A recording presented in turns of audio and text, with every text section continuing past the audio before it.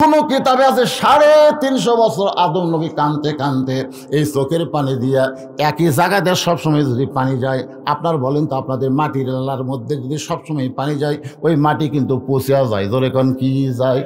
পানি আজকে টাকার কারণে আরো পছন্দ ধরে। আদম নবীর 2টা গাল মোবারক পচে গেল, এক সময় গালের গোস্ত খসে গেল, গালের গোস্ত খসে গেছে। সাগরে পানি পান করতে গেছে আদম নবী, পানি পান করতে গিয়ে পানির মধ্যে নিজের চেহারা দেখে আটকে উঠছে। হায় হায় হায়, আমি মানুষ না ভূত।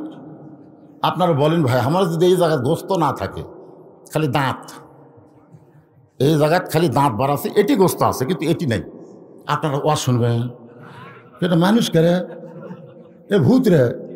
হ্যাঁ, আদম নবী নিজের চেহারা দেখলেন, সাগরের পানি, টলটলা পানিতে নিজের চেহারা দিকে আটকে উঠে বললেন, আল্লাহ তুমি কোরআনে বলেছ, লাকাদ পড়েন, লাকাদ খলাকনাল ইনসানা ফি আহসানি তাকবীম, মানুষের চেহারা সবচাইতে সুন্দর করে তুমি সৃষ্টি করেছ, সে আমি মানুষের চেহারা এরকম হলো কেন? আল্লাহ 350 বছর ধরে কাঁদলাম, এখন পর্যন্ত কি গন্ধম খাওয়ার অপরাধ তুমি মাফ করবা না? আল্লাহ বলে, আদম শুধু কাঁদলে হবে না, শুধু কাঁদলে হবে না, কাঁদার মতন কান্দা লাগবে। শুধু কাঁদলে হবে না, কাঁদার মতন। আজকে আমাদের বাংলাদেশে অনেক মানুষ কান্দে। সালমান শাহ মরলেও কান্দিছিল, বাপ মরলে কান্দে না, গরু মরলে কান্দে, এরকম আছে না? কথা কন না কেন ভাই রে? অস্ট্রেলিয়ান গাভীরে পেটে বাচ্চা হয়েছে, 9 মাস হয়েছে, সবাই বলতেছে আর 5 দিন পর বেচলে 5,000 টাকা বাড়বে। ওর আসলে লোক চাই, 5 দিন করে যায় আর দাম বাড়ে। কিন্তু বাচ্চা হবার যায়, এত বড় বাচ্চা হসে ভাই, বের হবার যায় বাচ্চা মাও দুটোই মরিছে, 2.5 লাখ টাকা দাম কত, সেই গরু মরছে, ওই কানতে কানতে বেহুশ। অথচ 1 মাস আগে ওর বাপ মরছে, ওই কান্দেনি। তখন বলছে হায়াত মৌত আল্লাহর হাতে, কান্দে লাভ আছে? হায়াত মৌত যদি আল্লাহর হাতে হয় তো গরু মরলে কান্দিস কেরা? শোনেন, কাঁদার মতন কাঁদতে হবে। আল্লাহ বলে, আদম শুধু কাঁদলে হবে না, কাঁদার মতন কান্দো। সঙ্গে সঙ্গে আদম নবী বর্তমানে যে এখানে আল্লাহর কাবা ঘর আছে, ওই জায়গায় তখন কাবা ঘর ছিল না। ওই জায়গায় তখন কি ছিল না? কাবা ঘর ছিল না। ওই জায়গার মধ্যে আদম নবী কান্না শুরু করে দিলেন। কানতে কানতে এক সময় 2টা চক্ষু বন্ধ হয়ে গেল। 2টা চক্ষু যখন বন্ধ হয়, তখন দেখতে পায় জান্নাতের দরজায় লেখা আছে, লা ইলাহা ইল্লাল্লাহু মুহাম্মাদুর। এই যে জান্নাতে থাকলো, সে জান্নাতের দরজায় কলেমা লেখা আছে, ওরা আদম নবী খেয়ালই করেনি। এখন খেয়াল হয়ে চিল্লায় বলতেছে, আল্লাহ 350 বছর লা ইলাহা ইল্লাল্লাহর কাছে কেঁদেছি, মোহাম্মদ রসুলের ওসিলা একটু কাঁদতে চাই। আল্লাহ বলে, আর কাঁদিস না। ওই নবীকে ওসিলা করার সঙ্গে সঙ্গে আল্লাহ তোমাকে মাফ করে দিল। সঙ্গে সঙ্গে আদম নবী ওই কাবা ঘরের জায়গা, কাবা ঘর যেখানে আছে, ওই জায়গার উপরে 2 রাকাত নামাজ আদায় করলেন। কয় রাকাত? এখন আপনাদের কাছে আমার প্রশ্ন হলো, তখন তো কাবা ছিল না, তখন কি কাবা ছিল? কিন্তু আদম নবী যে কাবা ঘরের জায়গার মধ্যে 2 রাকাত নামাজ পড়লেন, কোন দিকে মুখ করে নামাজ পড়ছে? আমরা তো পশ্চিম দিকে কাবার দিকে মুখ করে নামাজ পড়ি। এখন আল্লাহর ওলি দুনিয়াতে নাই। ওনার সঙ্গে আমার পাবনা দারুল আমান ট্রাস্টে 2009 সালে মাহফিল ছিল। আমি ওনাকে বললাম, হুজুর আপনি বলে কাবা ঘরের মধ্যে ঢুকছিলেন? তো বলতেছে, হয় বাজান ঢুকছিলাম। তো কাবা ঘরের মধ্যে ঢুকে আপনি কয় রাকাত নামাজ পড়ছেন? আল্লামা দেওয়ান সাইদি হুজুর বললেন যে আমি 4 রাকাত নামাজ পড়ছি, বেশি টাইম তো দিবে না, এই জন্য 4 রাকাত পড়ছি। আমি বললাম, কোন দিক হয়ে বললেন? আমরা কাবার বাইরে থাকলে কাবাকে সামনে নিয়ে নামাজ পড়ি, কিন্তু আপনি কাবার ভিতরে ঢুকে কোন দিক হয়ে বললেন? উনি বলতেছে, এই প্রশ্ন করার অর্থ কি? আমরা তো ঢুকতে পারবো না হুজুর, আপনি তখন ঢুকছেন, তাহলে আপনার থেকে ভিতরে কিছু খবর জানার অধিকার আছে না নাই? কথা কোন আছে না নাই? উনি আমাকে যে কথাটা বললেন, আমি সেই কথা আস্তাইনু বিস-সবরি ওয়াস-সালাহ দিয়ে আপনাদেরকে আমি বুঝাই দেব। কি শুনতে রাজি আছেন? একটু মনোযোগ দিয়ে শুনবেন। ওই 2 রাকাত নামাজ আদম নবী আদায় করলেন। আল্লাহ বলে, হাবিব আদম নবীর এই 2 রাকাত নামাজ আমি আল্লাহর এতই ভালো লাগছে, আপনার উম্মতের জন্যে ফজরের ফরজ হিসাবে দিয়ে দিলাম। আপনার উম্মতেরা ফজরের ফরজ 2 রাকাত নামাজ যখন জামাতের সঙ্গে আদায় করবে, আদম নবীর সমপরিমাণ সওয়াব আমি আল্লাহ দিয়ে দিব। তাহলে ফজরের নামাজ পড়বেন না ছাড়বেন? জোহরের 4 রাকাত ফরজ নিয়ে নবী বললেন, সাহাবীরা রে, এই জোহরের 4 রাকাত ফরজ যখন আল্লাহ আমাকে দিচ্ছেন, আমি বললাম আল্লাহ, এই জোহরের 4 রাকাত ফরজ নামাজ আদায় করলে আমার উম্মতের রেজাল্ট কি হবে আপনার কাছে জানতে চাই। আল্লাহ বলেন, হাবিব রে, আপনার জাতির পিতা হযরত ইব্রাহিম চড়কের উপরে বসা, চড়কের রশি ধরে টানতেছে তার বাবা আজর, আর নিচে দাউ দাউ করে নমরুদের আগুনের চুলা জ্বলতেছে। ভাইজান, বর্তমান বাংলাদেশে যারা ইব্রাহিমের অনুসারী, যারা ইব্রাহিমকে জাতির পিতা বিশ্বাস করে, তাদের অবস্থাও খুব একটা ভালো। একটু মনোযোগ দিয়ে শুনবেন। কে টানতেছে? কে? আজর মনে কে হয়? বাবা হয়। সেটা বলে কে হয়? বাবা রশি ধরে টানতেছে ছেলেকে বাঁচানোর জন্যে না মারার জন্যে? আপনার বলেন তো, যেই বাবা জাহান্নামের নয়, নমরুদের আগুনের চুলার মধ্যে ফেলে দেওয়ার জন্য ছেলে রশি ধরে টানে, এই বাবা ভালো বাপ না খারাপ বাপ? আর যেই বাবা তার সন্তানকে জাহান্নামের মধ্যে ফেলে দেওয়ার জন্য রশি ধরে টানতেছে, এই বাবা ভালো বাপ না খারাপ বাপ? আপনার বলেন তো, সেই বাবা কারা?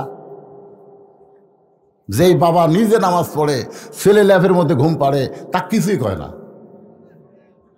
বাবা একলা একলা জোহরের নামাজ পড়লো, নামাজ শেষ করে সে ডাকতেছে, বাবু, ও বাবু, ছেলের বয়সে তো 22 বছর ছাড়িয়ে, তাকে আবার ডাকতেছে, বাবু আসো একসাথে ভাত খাই। বাপ বেটাক সাথে করে নিয়ে বাপের পাতের মাছের টুকরা গোস্তের টুকরা বেটাক দেয়। ফেরেশতাকে আল্লাহ, এই শয়তান একলা একলা নামাজ পড়লো আর ভাত খাওয়ার সময় বেটাকলে জামাত করলো, এর খবর কি? আল্লাহ বলতেছে, নামাজি বেনামাজি একত্র হলে জাহান্নামে। এখন আপনারা চিন্তা করেন ভাইজান, আজর রশি ধরে টানতেছে তার ছেলেকে নমরুদের চুলার মধ্যে ফেলে দেওয়ার জন্যে। আজকে অনেক বাবা আছে, রাসূল বলেছেন 7 বছর থেকে নামাজের তালিম দেওয়া। ধরে কোন কয় বছর? এই যে মাথা চুলকাচ্ছে, ওর বয়স কত হবে? 8 বছর। আপনি এক ভাই বললো 8 বছর, ঠিক আছে 8ই ধরলাম, আমি 7ই ধরলাম। এখন থেকে ওর বাপ কিভাবে নামাজের নিয়ত বান্ধা লাগবে, কিভাবে হাত বাঁধতে হবে, কিভাবে রুকু করা লাগবে, কিভাবে সেজদা করা লাগবে, এই 3 বছর ধরে এটা শেখাতে হবে। এর নাম হলো তালিম দেওয়া। ধরে কোন কি দেওয়া? আর 10 বছর থেকে যদি পড়বার না চার, ঘাড় ধরা লাগবে, ঘাড় ঘাড়। এই জায়গা কি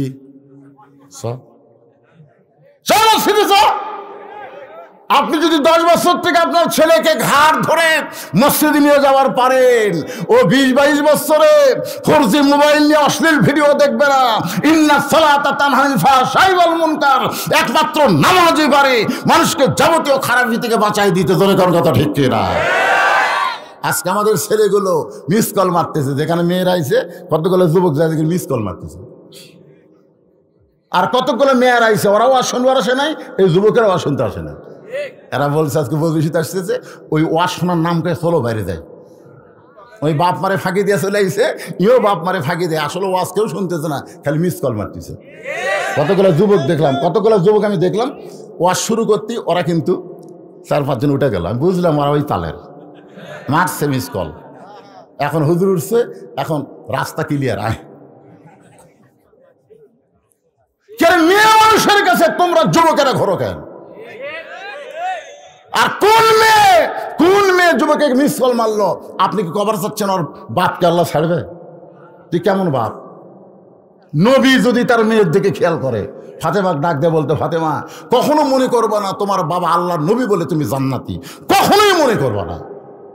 জান্নাতে যদি যাবার চাও, জান্নাতের আমল করে জান্নাতে যেতে হবে। খালি ওয়াজটা করে না, এটা তো বড় হলে কইছে। 9 বছরে ফাতেমা, 9 বছর, হাতের মধ্যে চুরি দিয়ে মুচকি মুচকি হাসতেছে। এই দৃশ্য দেখার পরে নবী ঘরের মধ্যে ঢুকলেন না।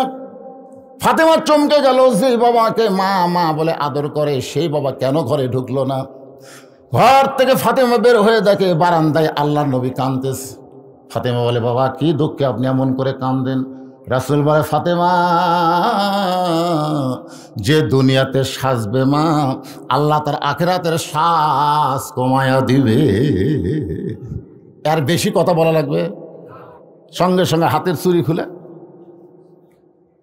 নবী দৌড়ে গিয়ে চুরি কুড়া পকেটে ঢুকেছে। ফাতেমা বলে, বাবা যেই চুরি হাতত দেওয়ার কারণে আপনি ঘরে ঢুকলেন না, বারান্দায় কামদেন, সেই চুরি ফাইলা দিলাম, আপনি আবার পকেটে তুললেন কেন? আল্লাহ রাসূল বলে, তুই রাগ করে চুরি ফেলা দিলি? রাগ করে? তোর ফেলা দেওয়া ঢপ দেখে বুঝছি রাগ করছিস। আয় কাছে আয়। ফাতেমা যে কাছে আসছে, 9 বছরের মেয়ের কপালে চুমা খাইছে। আপনার মেয়ে যদি 3 বছর হয়, 4 বছর হয়, তাহলে আপনি মুখে চুমা খাওয়ার পারবেন। 5 বছর 7 বছর উজুদি গেলে আর মুখে খাওয়া যাবে না, তখনকার হাতত খাওয়া লাগবে, কপালত খাওয়া লাগবে। আল্লাহ রাসূল কপালে চুমা খেয়ে বললেন, মা একদিন তোর নাকে একটা নাক ফুল করে দেবো। কি সুন্দর লাগবে মা, এখানে নাক ফুল থাকবে, তোর কানে 2টা দুল থাকবে রে, তোর গলাতে একটা মালা দেব। ফাতেমা বলে, বাবা সেটা কবে? আল্লাহ রাসূল বললেন, যেদিন তোমার বিবাহ হবে। মেয়েরা কেবলমাত্র এক ব্যক্তির জন্য চুরি পরবার পারবে, গলাত মালা দিবার পারবে, নাকত ফুল দিবে, কানত দুল দিবে, এক ব্যক্তির জন্য। সেই ব্যক্তি হলো তার স্বামী। তোর এখনো স্বামী হয়নি। এই কথার দ্বারা কি বুঝলেন? এই কথার দ্বারা কি বুঝলেন? সাজুগুজু করতে ইসলাম নিষেধ করে নাই, তবে এক ব্যক্তির জন্য সাজতে হবে। সেই ব্যক্তির নাম কি? আরো জোরে বলেন। আমার মায়েরা যারা পর্দার অন্তরালে বসে আছেন, মা আপনার স্বামীর জন্য সাজবেন। নবীর মেয়ে সেজেছে, নবীর বিবিও সাজছে। মা আয়েশা রাদিয়াল্লাহু তাআলা আনহা গভীর রাত্রে, তখন আয়না ছিল না, নবীর নূরের আলোতে, জোরে কোন সুবহানাল্লাহ, কতগুলো মেয়েরা আল্লাহ রাসূল যখন বিদায় নিল, তখন মা আয়েশার কাছে এসেছে, এসে বলতেছে, মা আমরা নবী সম্পর্কে একটু জানবার চাই। কি সম্পর্কে? তো মা আয়েশা বললেন, তোমরা নবী সম্পর্কে জানবে না আমার স্বামী সম্পর্কে শুনবে? মেয়েরা বলতেছে, আপনার স্বামীও যিনি, আল্লাহর নবীও তিনি। আয়েশা বললেন, না, এক গুলিয়ে ফেললে হবে না। শোনো, আমি 6 বছর বয়স আমার বিয়ে। ছেলেরা শোনো, আজকে মা আয়েশাকে নিয়ে অনেক নাস্তিকের আবল তাবল কথা বলতেছে না, বিশেষ করে আসাদ নূর যে আবল তাবল কথা বলছে। আজকে শোনো, মনোযোগ দিয়ে শোনো। নবীর উম্মত হবে আর নবীর বিবি সম্পর্কে জানবা না, আমার মা সম্পর্কে জানবা না। আয়েশা হচ্ছে আমাদের মা, যেরকম কে উম্মাহাতুল মুমিনিন। 6 বছর বয়সে নবীর সঙ্গে বিয়ে হয়েছে। কয় বছর? আর 9 বছর বয়সে নবীর ঘরে আইছে। মা আয়েশার বয়স যখন 18 বছর, তখন নবী বিদায় নিছে। সর্বসাকলে নবীর ঘরে থাকছে কয় বছর? হিসাব করলো না। 6 বছরে বিয়া হয়েছে, 9 বছর ঘরত আইছে, আর 18 বছর বয়সে নবী বিদায় নিছে। তাহলে কয় বছর? 9 বছর। আয়েশা বলতেছে, আমি নবীর সঙ্গে ছিলাম। এই 9 বছরের মধ্যে আমি মাত্র 3 বার, কয়বার? 3 বার আল্লাহর নবীকে দেখছি। 9 বছরে দেখছি মাত্র 3 বার। আর সবসময় তিনি আমার স্বামী ছিলেন। আর নবী হিসাবে দেখেছি মাত্র কয়বার? 3 বার। আর সবসময় কি ছিলেন? স্বামী ছিলেন।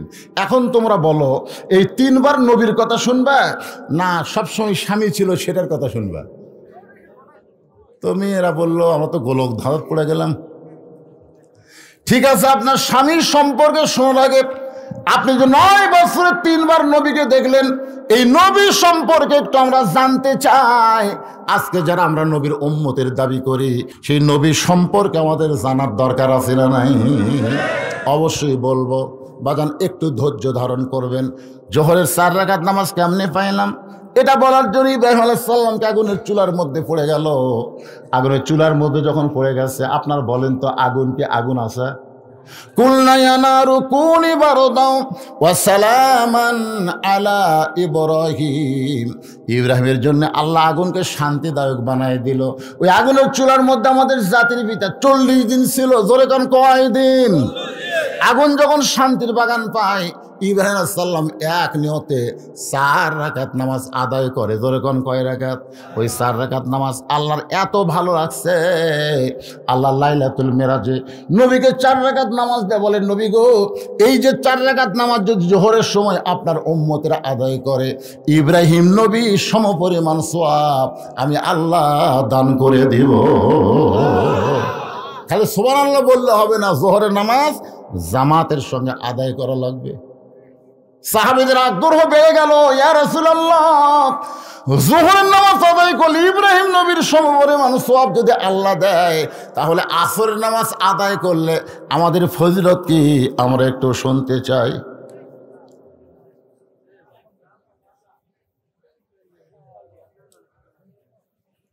কালেকশন হয়নি?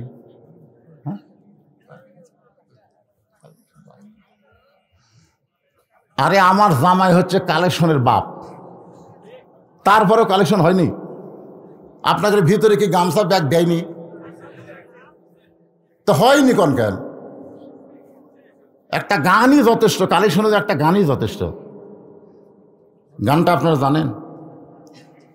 গোরস্থানের একটু মাটি বায়না করে রাখ, কখন যেন আসতে পারে, কখন যেন আসতে পারে তোমার মরণের ডাক, গোরস্থানের একটু মাটি বায়না করে রাখ। আপনার বলেন তো, সর্বশেষে যেই ব্যক্তি কবরে যাবে কতদিন থাকা লাগবে? না, 50,000, 40,000 হাদিসে রাবির দিক দিয়ে একটু দুর্বল, কিন্তু 50,000 হাদিসটা সহি। এই জন্য আমরা বলবো কত হাজার? জোরে বলেন কয় হাজার? দুনিয়াতে যে বাড়ি ঘর আমরা তৈরি করলাম কত বছর? 50-60 ঊর্ধ্বে ধরে। সেই হিসাবে আমার আর থাকার অধিকার নেই। এই কথা কেমনি বলে যে গোরস্থানের জন্য আদায় হয়নি? যেই বাড়িতে তুমি থাকতে পারবে না, সেই বাড়ি যদি এত সুন্দর করে তৈরি করো, যেখানে তোমাকে 50,000 বছর কমাস কম থাকা লাগবে, সে গোরস্থানের জন্য কান্দে কান্দে টেকা তোলা লাগবে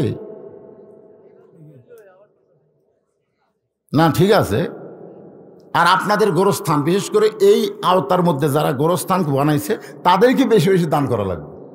বাইরে থেকে যারা আইছে, ওরা কি গোরস্থানের টাকাকে বেশি টাকা দিবে? তাই ওই 10, 20, 50 টাকা, 100 টাকা দান করবে। আর আপনাদেরকে মেন ভূমিকা পালন করা লাগবে। তো গোরস্থান, এই যে কয় গ্রামের গোরস্থান? এটা কয় গ্রামের? এই যারা এই যে গজারিয়ার যারা মাহফিল করতেছেন, গোরস্থান এই আহালের মধ্যে যারা আছেন, তারা কারা কারা একটু হাত তোলেন তো দেখি। যারা মাহফিল করতেছেন গোরস্থানের, রে এই গ্রামের লোকজন এই 3-4টাই। আচ্ছা, এই আপনারা বাহির থেকে কারা কারা আইছেন তারা একটু হাত তোলেন দেখি, যারা বাইরের লোক। আচ্ছা, হাত নামান। বাহিরের সব লোক হইসই না, আপনি যেখানেই যান, গোরস্থানের জন্য দেওয়ার্থে হলো মৃত্যুকে আপনার খেয়াল আছে, মৃত্যুকে আপনার খেয়াল আছে। এখানে অনেক জামাই এসেছেন, অনেক শ্বশুর আইছেন, তারা এই গ্রামেরই হয়ে গেছে। এই গ্রামের জামাই আছে, শ্বশুর আছে, বিয়ে আছে, তারা হয়তো আজ গাইছেন। তাদেরকে আমি বলবো, আমাকে বলতেছে ওদের গোরস্থানের জন্য তেমন কিছু আদায় হয়নি। আমি আজকে কবরের পাথেও জোগাড় নামাজের কথা বলতেছি। নামাজের ওয়াজ সবাইকে ভালো লাগবে না। আমার ওস্তাদ আমাকে বলেছে, যারা সুদ খায়, তুমি যদি সুদের বিরুদ্ধে ওয়াজ করো, এদের কলিজার মধ্যে আগুন ধরবে। যে শালারা বেয়া নামাজি, এদের নামাজের ওয়াজ ভালো লাগবে না। বলে কথা কন না কেন? হ্যাঁ, নামাজের ওয়াজ ভালো লাগবে না, নামাজই পড়ে না তো, বুড়া হয়ে গেছে, তারপরে নামাজ পড়ে না। ইমাম মালিক রহমতুল্লাহ বলেছেন, কোন বেয়ানামাজি যদি মারা যায় আর কোন নামাজি যদি তার জানাজায় হাজির হয়, তার আমল নামায় 1 হুকবা পরিমাণ পাপ হবে। ছাত্র বললেন, হুজুর বেয়ানামাজির জানাজা তো যাওয়া যাবে না। ইমাম মালিক বললেন, পরিবেশের চাপ যদি থাকে তুমি অজু ছাড়া যাবা। যদি পরিবেশের চাপ থাকে যে জানাজাত না গেলে গ্রামের লোক কি বলবে, তাহলে তুমি অজু ছাড়া যাবা। অজু করে না, অজু ছাড়া। অজু করা অবস্থায় যদি বেনামাজে জানাজাত যাও, তাহলে তোমার আমল নামায় 1 হুকবা পরিমাণ পাপ হবে। কেন পাপ হবে শোনেন। বাইনাল আবদি ওয়াল কুফরি তরকুস সালাত। আল্লাহ রাসূল বলেছেন, বান্দা আর কাফের এই দুইটা পৃথক করার জিনিসটার নামই হলো নামাজ। যারা বান্দা তারা হলো নামাজি, আর যারা কাফের তারা হলো বেনামাজি। আমি যেই বলবো বেয়ানামাজি, আপনারা বলবেন কাফের, বলতে পারবেন না। বেয়ানামাজি, আরো জোরে বেয়ানামাজি। আর নামাজিরা জান্নাতি, নামাজিরা ফাদখুলি ফি ইবাদি ওয়াদখুলি জান্নাতি। আপনাদের এখান থেকে সামান্য দূরেই কিন্তু সারিয়া গান্ধী, জোরে গান ঠিক কিনা? গত বছর দিনের বেলায় আমি একটা মাহফিল করছিলাম, আপনাদের মনে আছে? বার্ষিক। আর একটা আমার করবার দেয়নি, যাই হোক, যেটা দেয়নি সেটা বাদ দেন। যেটা করছিলাম ওইখানে কিন্তু আমি আসরের নামাজের আলোচনা করছিলাম, ওই জায়গায় আমি আসরের নামাজের আলোচনা করছিলাম। এই জন্য আজকে আর নতুন করে আসরের ওয়াজ করব না, এখন ওয়াজ করবো মাগরিবের 3 রাকাত। যেরকম কয় রাকাত? হ্যাঁ, সেদিন শোনেন নি? আচ্ছা, তাহলে পরে বলবো। এখন মাগরিবের 3 রাকাত নামাজ। আপনারা বলেন তো 5 ওয়াক্ত নামাজ, 4 ওয়াক্ত কিন্তু জোর। ফজর 2 রাকাত হলেও কিন্তু জোর। জোহর 4 রাকাত জোর, আসর 4 রাকাত জোর, এশা 4 রাকাত জোর, আর মাগরিবের 3 রাকাত হলো জোর। বেজোর না? আচ্ছা, 5 ওয়াক্তের মধ্যে 4টাই হলো জোর। জোর আর বেজোর বুঝুন তো আপনারা। তাহলে মাগরিবের 3 রাকাত কি? সাহাবীরা বললেন, এ রাসূলুল্লাহ, এই বেজর মাগরিবের 3 রাকাত নামাজ আদায় করলে আমাদের লাভটা কি? রাসূল বললেন, তাহলে শোনো, এই যে কোরআন শরীফের শুনতেছেন, এই কোরআনের মধ্যে একজন নবীর নাম আছে। সেই নবীর নাম হলো ইয়াকুব নবী। জোরে কোন কি নবী? ছেলেরা আমার সঙ্গে, মুরব্বীরা না, ছেলেরা একটু আমার সঙ্গে বলবা, ইয়াকুব নবী বাস করিতেন কেনানে, সবার চাইতে ভালোবাসতেন ইউসুফকে। ইয়াকুব নবীর কিন্তু 2টা বউ ছিল। কয় বউ? 2 বউ। বাবা আদম থেকে আমাদের নবী পর্যন্ত যত নবী দুনিয়াতে আইছে, একজন নবী খালি একটা বিয়ে করছে বউ না পাওয়ার কারণে। বউ না পাওয়ার কারণে কয় বিয়া? একজন নবী, তার নাম হলো আদম আলাইহিস সালাম। বউ পায়নি, কারণ যে কয়টা মেয়ে মানুষ সবই তার মেয়ে, জন্ম দেওয়া মেয়ে আর ছেলে। বউ না পাওয়ার কারণে হাওয়াকে নিয়েই কিন্তু আদম নবী ছিল। আর একজন নবী এখনো বিয়া করেনি, তার নাম হলো ঈসা আলাইহিস সালাম। আর প্রত্যেকটা নবী কম করে হলেও 2টা করছে, বেশি 100 পর্যন্ত করছে। কম করে হলো করা? 2টা করছে। এই জন্য আল্লাহ কোরআনে যেখানে বিয়ের আয়াত দিয়েছে সেখানে 2 দিয়ে শুরু করছে। তোমরা 2টা বিয়ে করো, মজা পাবা। এক বউ রাগ করলে আর এক বউয়ের কাছে যাবা। জোরে কোন কথা ঠিক কিনা? আর একটা লিয়েই যদি থাকো, তোমার জীবনে মজা নাই। কোনো বউ যদি রাগ করে, খালি এই তুই রাগ করছো আর কাছে যাবো, দৌড়ে এসে পা ধরে বলে যায় না, আমি ভালো হয়ে গেছি। মেয়েদেরকে যদি সাইজ করতে চান, সামর্থ্য থাকলে আর একটা বিয়ে করেন, আপনার জীবন শান্তিময় হয়ে যাবে। খালি অর্থের দিকটা সামর্থ্য না, ওই দিকটা সামর্থ্য হওয়া লাগবে। জোরে কোন কথা ঠিক কিনা? ওই দিকে কোন দিক, ওটা ইশারা করে বললাম, পরে বুঝে নেবেন। তাহলে ইয়াকুব নবী 2টা বিয়ে করছেন। জোরে কোন কয়টা? 2টা বইয়ের পেট থেকে আল্লাহ তাকে 12টা সন্তান দিয়েছিল। জোরে বলেন কয়টা?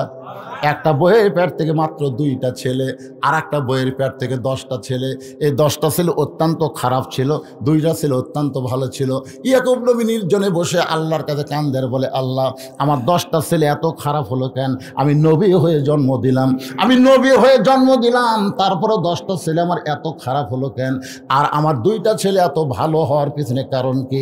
আল্লাহ বলে, ইয়াকুব, তুমি বাবা, তুমি বুঝবা না।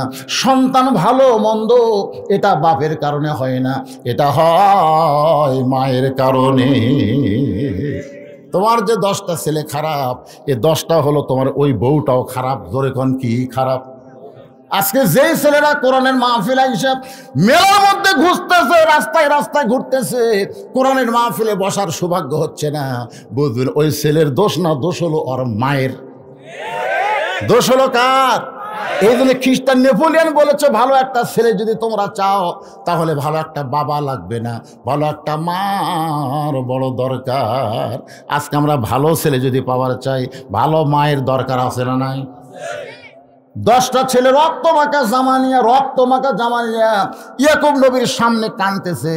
এটা কিন্তু আসল কান্না না, এটা হলো অভিনয়ের কান্না। চোখ দেখালে দর করে পানি পড়তেছে। ইয়াকুব বলে, খবর কি বাবা? বলে, এই যে আব্বা, ইউসুফের জামা। অনেক চেষ্টা করে বাঘের হাত থেকে ইউসুফকে আমরা রক্ষা করবার পারিনি, কিন্তু জামা রক্ষা করছি। আপনার বলেন তো, এর মধ্যে ষড়যন্ত্র আছে না নাই? আচ্ছা, বাঘ যদি ইউসুফকে ধরে, তাহলে আগে কি ইউসুফকে ধরছে না জামা ধরছে? জামা জামা দেখে যে রক্ত মাখা জামা, কিন্তু কোনো জায়গা ছিঁড়েনি, ছিঁড়া ফাটা কিছুই নাই, সে জামা রক্ত মাখা। এখন ওই বুঝবার পারলেন যে এরা ষড়যন্ত্র করছে, কিন্তু জবান খুললেন না, কারণ জবান খুললেই বিপদ, জবান খুললেই বিপদ। এই কারণে তিনি ঘরের মধ্যে গেলেন। ঘরের মধ্যে গিয়ে রক্ত মাখা জামা নিয়ে আল্লাহর কাছে বললেন, আল্লাহ, আমার 10টা সন্তান ষড়যন্ত্র করতেছে, আমি তোমার কাছে বলতেছি, আল্লাহ, আমার ইউসুফ যেখানে থাকে না কেন, তুমি তাকে হেফাজত করো। আপনারা বলেন তো, সন্তানের জন্য বাপের দোয়া কবুল হয় কি হয় না? শ্বশুরের হয়? কথা কয় না। বাপের দোয়া কবুল হয় কি হয় না? মায়ের দোয়া কবুল হয় কি হয় না? ডিসেম্বরের 1 তারিখ আমার অ্যাক্সিডেন্ট, 1 তারিখ আমার অ্যাক্সিডেন্ট হলো, আমার গাড়িকে ট্রাক এবং বাস মারা দিল। আপনারা সবাই দেখছেন ফেসবুকে, সোশ্যাল মিডিয়ায়, আমি ওটা ছেড়ে দিছি। গাড়ি গুঁড়া হয়ে গেছে, কিন্তু আমার কিছু হয়নি। সব আল্লাহর না, সব আল্লাহর না রে। এইখানে আমার মা, আব্বা 18 সালে মারা গেলে মা আমাকে বলল, বাবা, তুই বাপের জানাজা যেভাবে করলি, আমি মরে গেলে এরকম কান্দা কান্দা জানাজা করা লাগবে, ওয়াদা দে। তা আমি বললাম, মা, আপনি আগে মরবেন না, আমি আগে মরবো, কেমন বলবো? বলে, আমি মা হয়ে দোয়া করতেছি, আমার আগে তুই মরবি না কেন? সবসময় যদি 5 ওয়াক্ত নামাজ পড়ে তোর জন্য দোয়া করি, মরবি কেমন? আমি সেদিন বুঝলাম যে মায়ের দোয়ার কারণে, মাও যে আমার এখনো মরেনি, মাও যদি মরতো আমি বাঁচতাম না, কারণ জানাজা করা লাগবে। এই জানাজা করার জন্য আল্লাহ মায়ের দোয়ায় এখন আমাকে অক্ষত রাখছে, জোরে কর সুবহানাল্লাহ। তাহলে মায়ের দোয়া কবুল হয় না শাশুড়ির দোয়া? জোরে কর, কার দোয়া? বাপের দোয়া না শ্বশুরের দোয়া? বাপের দোয়া না দয়াল বাবার দোয়া? দয়াল বাবার দরবারেতে কেউ ফিরে না খালি হাতে, দয়াল বাবার দরবারেতে কেউ ফিরে না খালি হাতে। শালি বাবা, কেল্লা বাবা, এই বাবা বাবা নিয়ে যারা জিকির করে, এরাই হলো 1 নম্বর ভণ্ড। জিকির করতে হবে কার? শুধুমাত্র আল্লাহ ছাড়া অন্য কারো নামে জিকির করা যাবে? এমনকি নবীর নামও জিকির করলে শিরক হবে। কারণ নবীর নামে একটা গান গাইছিল আব্দুল আলিম, নবীর নাম জপে যেজন, নবীর নাম জপে যেজন, সেই তো দোজাহানের ধনী। সমস্ত আলিম কইল আব্দুল আলিম শিরক করতেছে। নবীর নাম জপে যেজন, এই জায়গায় বলতে হবে আল্লাহর নাম জপে যেজন, আল্লাহর নাম জপে যেজন, সেই তো দোজাহানের ধনী। তখন শিল্পী আব্দুল আলিম বলল, ভাইজান, তাহলে আমি কি বলবো? তখন তারা বলল, আলেমরা বলল, আপনি বলেন, নবী নাম ভাবে যেজন, নবী নাম ভাবে যেজন, সেই তো দোজাহানের ধনী। নবীকে ভাবা যাবে কিন্তু জপা যাবে না। জিকির করতে হবে একমাত্র কার? একটু মনোযোগ দিয়ে শুনবেন। ইয়াকুব নবী আল্লাহর কাছে দোয়া করছে, আল্লাহ ইউসুফকে কিভাবে হেফাজত করতেছেন দেখেন। বণিকেরা যাচ্ছে ব্যবসা করতে, হঠাৎ পানি তৃষ্ণা, তৃষ্ণা দেওয়ার মালিককে আল্লাহ। ওরা পানির খোঁজ করতে করতে কূপের কাছে গিয়ে দেখি, ওরে বাবা রে, পূর্ণিমার চাঁদের চাইতে ওরে ফটফটা। একটা যুবক গান গাইছে, কুত্তার বাচ্চা ফুটফুটা সুন্দর, তোর হাওড়া ভাঙ্গা দিবি রে, হাওড়া ভাঙ্গা দিবি, কুত্তার বাচ্চা। লাকাদ খালাকনাল ইনসানা ফি আহসানি তাকবীম, বলতে হবে মানুষের বাচ্চা ফুটফুটা সুন্দর। ধরে কোন কার বাচ্চা? কথা কয় না। আপনার কি কুত্তার বাচ্চা না মানুষের বাচ্চা? ওই যে কইলো কুত্তার বাচ্চা, কুত্তার বাচ্চাটা কি বুঝালো? পরে বলতেছে ডাল চোর, গম চোর, আর কুন্ডা ভোট চোর, আরো কত চোর আমাকে দেশত আছে না নাই, ওদেরকে কিন্তু লক্ষ্য করে বলেছে কুত্তার বাচ্চা। ওটা বলার পেছনে কারণ হলো আল্লাহ বলেছেন, সুম্মা রাদাদনাহু আসফালা সাফিলিন। কর্মদোষী মানুষ পশুর চাইতেও জঘন্য হয়ে যাবে। একটু মনোযোগ দিয়ে শোনেন, ইয়াকুব নবীর দোয়া আল্লাহ কিভাবে কবুল করছে। ওরা কূপের কাছে আইসা থাকে ফুটফুটা পূর্ণিমার চাঁদের মতন সন্তান, এত সুন্দর সন্তান, তোলা নিয়ে ব্যস্ত হয়ে গেছে। পানি পান করবে, ইউসুফকে তোলা নিয়ে ব্যস্ত, উপরে তুলে খালি বলতে আমি নেবো, ওইটা আমি নেবো। সবাই কাড়াকাড়ি লাগছে, সুবহানাল্লাহ সুবহানাল্লাহ। কিন্তু তোরা কুয়ার মধ্যে ফেলে দিলি, তাকে নেওয়ার জন্য কাড়াকাড়ি। দেখছেন সবাই যখন কাড়াকাড়ি করতেছে, মনিব ওকে সর্দার, ওই বণিকের সর্দার বলতেছে এক কাম করা হোক, এই কাড়াকাড়ি না করে এক টুকরা টুকরা করি, টুকরা টুকরা করে আমরা ব্যাটালি। তখন সবাই বলতেছে মনির এক যদি টুকরা টুকরা করেন ই পয়সা যাবি কি বাঁচে থাকবি। বলে তাহলে কাড়াকাড়ি করিস করে সব বাজারত বেশি বেশি টাকা ভাগ করলে। এখন মানুষ বেচার বাজারে নিয়ে গেছে ইউসুফকে, নবীর ছেলে ইউসুফ নবী, জোরে কোন সুবহানাল্লাহ। ওই বাজারে বহু মানুষের খরিদ্দারের ভিতরে দুইটা খরিদ্দার স্পেশাল ভাবে ঘুরতেছে, একটা হলো আজিজ মিশর আর একটা হলো জোলাইখা। একজনের নাম কি? আজিজ মিশর। আজিজ মিশর হলো স্বামীর নাম, আর জোলাইখা হলো বইয়ের নাম। বউ ঘুরতেছে সামনে সামনে, স্বামী ঘুরতেছে পিছনে পিছনে। একটাই মাত্র অপরাধ, বউকে সামনে দিয়ে স্বামী পিছনে থাকা অপরাধ হলো বহুদিন হলো বিয়ে হচ্ছে কিন্তু বাচ্চা হচ্ছে না। কি হচ্ছে না? আসলে বিয়ে করার পরে বইয়ের কোলে যদি বাচ্চা না দেওয়া যায় ওই স্বামী কিন্তু অসহায়। মেয়ে মানুষ কয় তুমি যতই বিল্ডিং দাও, যতই গলার মালা দাও, একটা বাচ্চা দাও, আমাকে একটু মা মা বলে ডাকবে, আমি একটু বুকের মধ্যে চাইবা ধরবো। মেয়েরা কিন্তু মাতৃত্বে খুশি, জোরে গান ঠিক কিনা? জোলাইখার বাচ্চা হয় নাই, বিয়ে হয়েছে বহুদিন। দেখি তো ছোট্ট মানুষের মধ্যে একটা ফুটফুটা বাচ্চা পাওয়া যায় কিনা। ইউসুফের সামনে দাঁড়ায় জোলাইখা হিঁকা নিলেন। আজিজ মিশর বলে খবর কি? বলে এত সুন্দর সন্তান আমি জীবনে কোনোদিন দেখি নাই, এইটারে আমি সন্তান হিসাবে নিবার চাই। ধরে কারণ সুবহানাল্লাহ। মনিবের সর্দার মুচকি মুচকি হাসতেছে। অন্য মনিব গুলাকে হাসেন কেন, বণিক গুলাকে হাসেন কেন? বলে হাসার কারণ হলো মেয়ে মানুষ যখন কোনো জিনিসের পছন্দ করে বুঝতে হবে তার দাম 10 গুণ বেশি। এই জন্য বউ নিয়ে খবরদার মার্কেট যাবেন না। আপনার বউ যদি কোনো জিনিস পছন্দ করে কাপড়ওয়ালা 10 গুণ দাম বাড়ায় করে। কারণ মেয়ে মানুষ যদি কোনো জিনিস পছন্দ করে আপনি যদি না লিয়ে দেন ওই ওর টাকা ঘন ঘন শুরু করবি, ও আর কোনো জিনিসই ভালো লাগবে না, আর মার্কেটে থাকবো না। এই জন্য মেয়ে মানুষের জিনিসের দাম 500, আপনি বউ লিয়ে গেলে দাম চাবি 5000, 5000, 750, 5000। এখন জোলাইখা যেই মাত্র কই যেই বাচ্চা আমার পছন্দ, বণিকের সর্দার বলতেছে 1 লক্ষ স্বর্ণ মুদ্রা। আজিজ মিশর বলে একটা বাচ্চার দাম কি এত হয়? জোলাইখা বলে আমি পছন্দ করলাম এই কারণে তোমার কাছে টাকা বাজে। 1 লক্ষ স্বর্ণ মুদ্রা দিয়ে ইউসুফকে কিনে নিয়ে গেলেন, লালন পালন করতেছেন মায়ের মতো। ইউসুফ যখন যুবক হয়ে গেছে, বালেগ হয়ে গেছে, পুরুষ মানুষ যখন বালেগ হবে তখন কিছু সিমটম আল্লাহ তার বাহির করে দেয়। জোরে কেন সুবহানাল্লাহ। কিছু চিহ্ন, এই যে মোবাইল ধরে আছে, ও কিন্তু আস্তে আস্তে বালেগের দিকে যাচ্ছে। বালেগ মানে কি? এইদিকে তাকায় দেখবেন পশমের মতন চুল উঠতেছে, এখানে দেখবেন চুল উঠতেছে, এ জায়গায় হাত দেখে খুশখুশ করে, ওরে বাবা রে। হাসতেছেন? পুরুষ মানুষের সিমটম হলো মোচ ওটা, দাড়ি ওটা। দরকার কথা ঠিক কিনা? আর মেয়ে মানুষের চিহ্ন হলো মোচও নাই, দাড়িও নাই। এক মেয়ে আমার কয় হুজুর আমার স্বামী যদি বাইরে গেলি মেয়েরা খালি টকটকায় তাকায় থাকে, সবাই খালি আমার স্বামীর দিকে তাকায় থাকে, খুব সুন্দর তো। আমি বললাম তুমি কি চাচ্ছ? বলে আমার স্বামীর দিকে কোনো মেয়ে মানুষ যেন না তাকায় এই জন্য কোনো দোয়া আছে। মানে একটা দোয়া আছে তুমি যদি করবার পারো। বলে কি দোয়া? বলে তুমি খুব চেষ্টা করে তোমার স্বামীর দাড়ি রাখাও। তোমার স্বামী যখন দাড়ি রাখবে তখন মেয়েরা মনে করবে এটা চাচা, আর কেউ তাকাবে না, কারণ দাড়ি রাখলি চাচা। বলে হুজুর তাই? আমরা হ্যাঁ, খালি দাড়ি রাখাও, একটা মেয়েও আমাকে দিকে তাকায় না, কারণ সবাই জানে এটা চাচা, চাচার দিকে তাকে কোনো লাভ নাই। আর 30 বছরের দাড়িওয়ালা যদি দাড়ি খামায় অর্ধেক মনে করে এটা আমার ভাই রে, এটা আমার ভাই। আস্তে আস্তে কাছে যাই রে, কাছে যাই। আর চাচা হলে দূরে দৌড়ায়। আমি এটাকে বললাম তুমি যদি পারো তোমার স্বামীর মুখে দাড়ি রাখাও।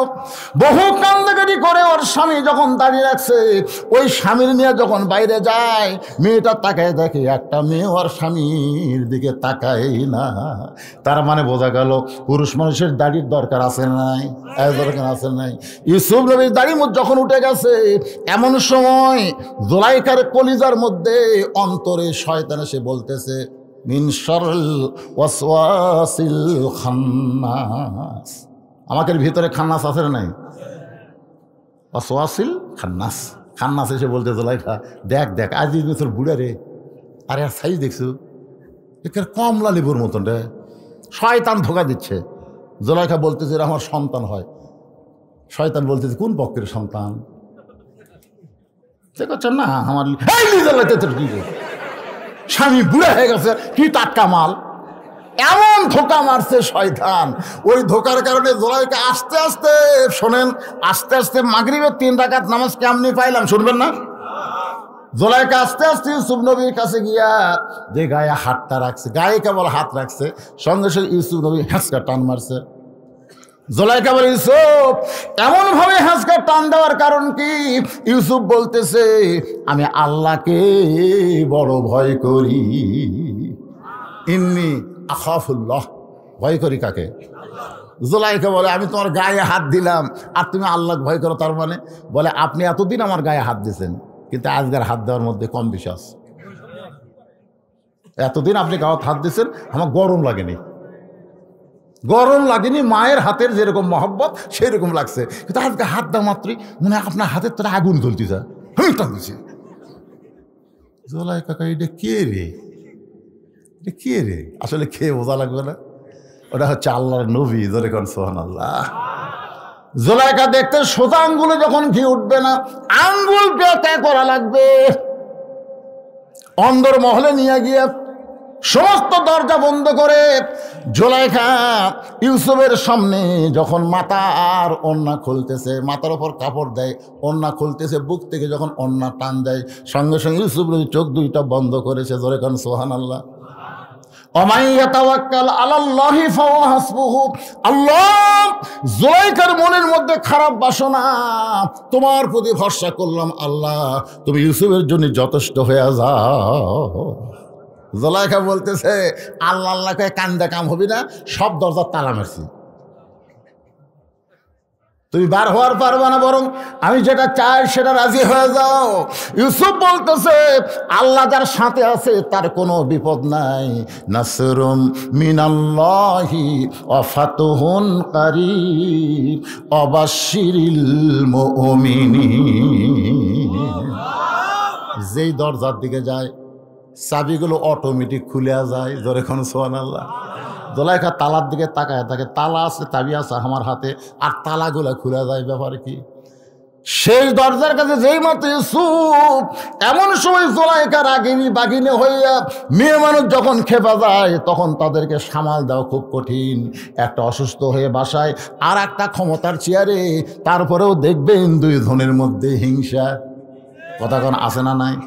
একজন মরিয়া যাবি, তারপরেও বিদেশে চিকিৎসার জন্য সরকার ছাড় দেবে না, ও আর জীবনেও কিন্তু রাজনীতি আসবে না, তারপরে কই মরিয়া যা, তোকে বাঁচান যাবি না। যান, একটু খেয়াল করবেন, জুলাইখার মনের মধ্যে বড় হিংসা। মেয়ে মানুষের হিংসা রোগটা হলো সবচাইতে বেশি বড় রোগ। মেয়েদের হিংসা কম না বেশি? দৌড়ে গিয়ে ইউসুফের পেছনে কাপড় এভাবে আমার দিকে তাকায় দেখেন, কাপড় খামচে ধরেছে, ইউসুফ তোকে বের হবার দেব না। যারা কোলে যায় আল্লাহর ভয়, তার কি কোনোদিন জামার মহব্বত হয়? ইউসুফ নবী ইমানের ভয়ে, আল্লাহর ভয়ে ইমানকে বাঁচানোর জন্য যখন দৌড় দেয়, পিছনের পাঞ্জাবি ছিঁড়ে গেছে। জুলাইখা দেখলে এত কিছু করার পরেও ইউসুফকে আটকানো গেল না, এবার আটকাতেই হবে। চলে গেছে রাজ দরবারে বিচারপতির কাছে।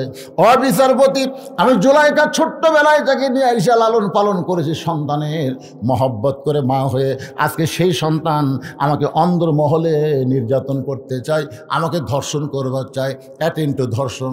ওগো বিচারপতি শোনেন, আমি ইউসুফের বিরুদ্ধে আপনার কাছে নালিশ করলাম।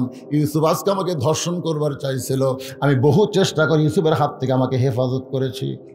সঙ্গে সঙ্গে বিচারপতি বলতে, জুলাইখা আপনি কোনো টেনশন করবেন না, ইউসুফের বিচার হবে, ইউসুফের বিচার হবে। আজিজ মিশর কিন্তু মিশরের প্রধানমন্ত্রী, তিনি পাশেই বসে চিন্তা করতেছেন, আমার ইউসুফ, যেরকম সুবহানাল্লাহ, আমার ইউসুফ তেমন কাজ করতে পারে না, এটা জুলাইখার কারসাজি। সমস্ত বিচারপতি বলতেছে, আপনি কোনো টেনশন করবেন না, আপনার বিচার হবে। কিছুক্ষণ পর আজিজ মিশর ঘরের মধ্যে এসে দেখে জুলাইখা ড্রেসিং টেবিলের সামনে মুচকি মুচকি হাসতেছে।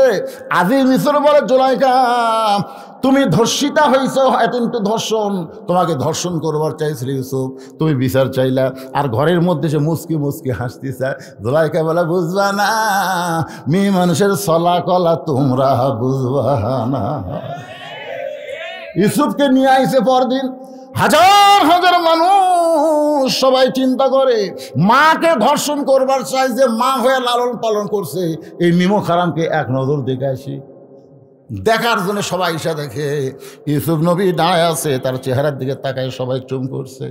এত সুন্দর মানুষ, এত সুন্দর মানুষ এই অকাম কোনোদিন করতে পারে? সবাই চিন্তা করে এত সুন্দর মানুষ, মাথায় টুপি, মুখে দাড়ি, পরনে জুব্বা, এই মানুষটা নারী নির্যাতনকারী, এই মানুষটা বাড়িতে অগ্নিসংযোগকারী, এই মানুষটা মানুষ হত্যাকারী, এই মানুষটা ধর্ষণকারী, এত সুন্দর মানুষ এইটা কোনো দিন করতে পারে না। ধরে এখন ঠিক কি না? কিন্তু আপনাদের মনে হলে কি হবে? বিচারপতিরা সব ইউসুফের বিরুদ্ধে। ধরে এখন ঠিক কি না? বিচারপতি, প্রধান বিচারপতি বলে, ইউসুফ রে, যে তোমাকে মা হয়ে লালন পালন করতেছিল তাকে তুমি ধর্ষণ করতে চাও, তুমি কেমন নিমক হারাম। ইউসুফ খালি কান্দে আর কান্দে, কিছুই বলতে পারে না, কিছুই বলতে পারে না। বিচারকেরা যখন তদন্ত না করে ইচ্ছা অনুযায়ী বিচার করবে, তখন আসামি আর কি করবে? এমন সময় মায়ের কোলে, মাত্র 2 মাস থেকে 2.5 মাসের বাচ্চা মায়ের কোলে, সোনালাখন সবাই যখন জবান খুলতেছে না, আল্লাহ ছোট বাচ্চার মুখে জবান দিয়েছে, ছোট বাচ্চা কথা বলতেছে। বিচার বলে, কে রে এমন করে কথা বলে? মা গিয়া বলে, বিচারপতি স্যার, এই বাচ্চাটা মাত্র 2.5 মাস বয়স, সেই বাচ্চারা কথা বলে। বিচারপতির সামনে বাচ্চাকে নিয়ে যাওয়া হলো। বিচারপতির কোল থেকে বাচ্চা বলতেছে, ও বিচারপতি, তুমি বিচার করতে গেলে তদন্ত করে বিচার করো, বিনা তদন্তে বিচার করা যাবে না। বিচার করে বলে, কি তদন্ত?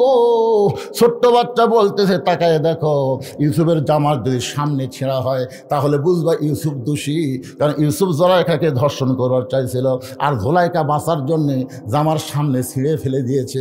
কিন্তু যদি দেখো জামার পেছনে ছেঁড়া, তাহলে জোলাইখা দোষী, ইউসুফ বাঁচবার চায়, জোলাইখা পিছন দিকতে ইউসুফকে আটকাবার চায়। এখন ইউসুফের পরনের জামার দিকে তদন্ত করে দেখো, সামনে ছেঁড়া না পিছনে ছেঁড়া। এ কথা বলার সাথে সাথে ওই বাচ্চাটার জবান বন্ধ হয়ে গেছে। জোরে কর সুবহানাল্লাহ। বিচারপতিরা তদন্ত করে দেখে, ইউসুফের সামনের জামা ছেঁড়া তো দূরের কথা, একটু ময়লাও নাই, একটু ময়লা নাই। আর পেছন দিকে তাকায় দেখে জামা ছিঁড়ে গেছে। সমস্ত বিচারপতি চোখ বন্ধ করে মনে মনে কর, ইউসুফ তুমি নির্দোষী, ইউসুফ তুমি নির্দোষী। কিন্তু আমরা জবান খুলবার পারতেছি না, আমরা সাহাপত পড়েছি, আমরা জবান খুলবার পারতেছি না।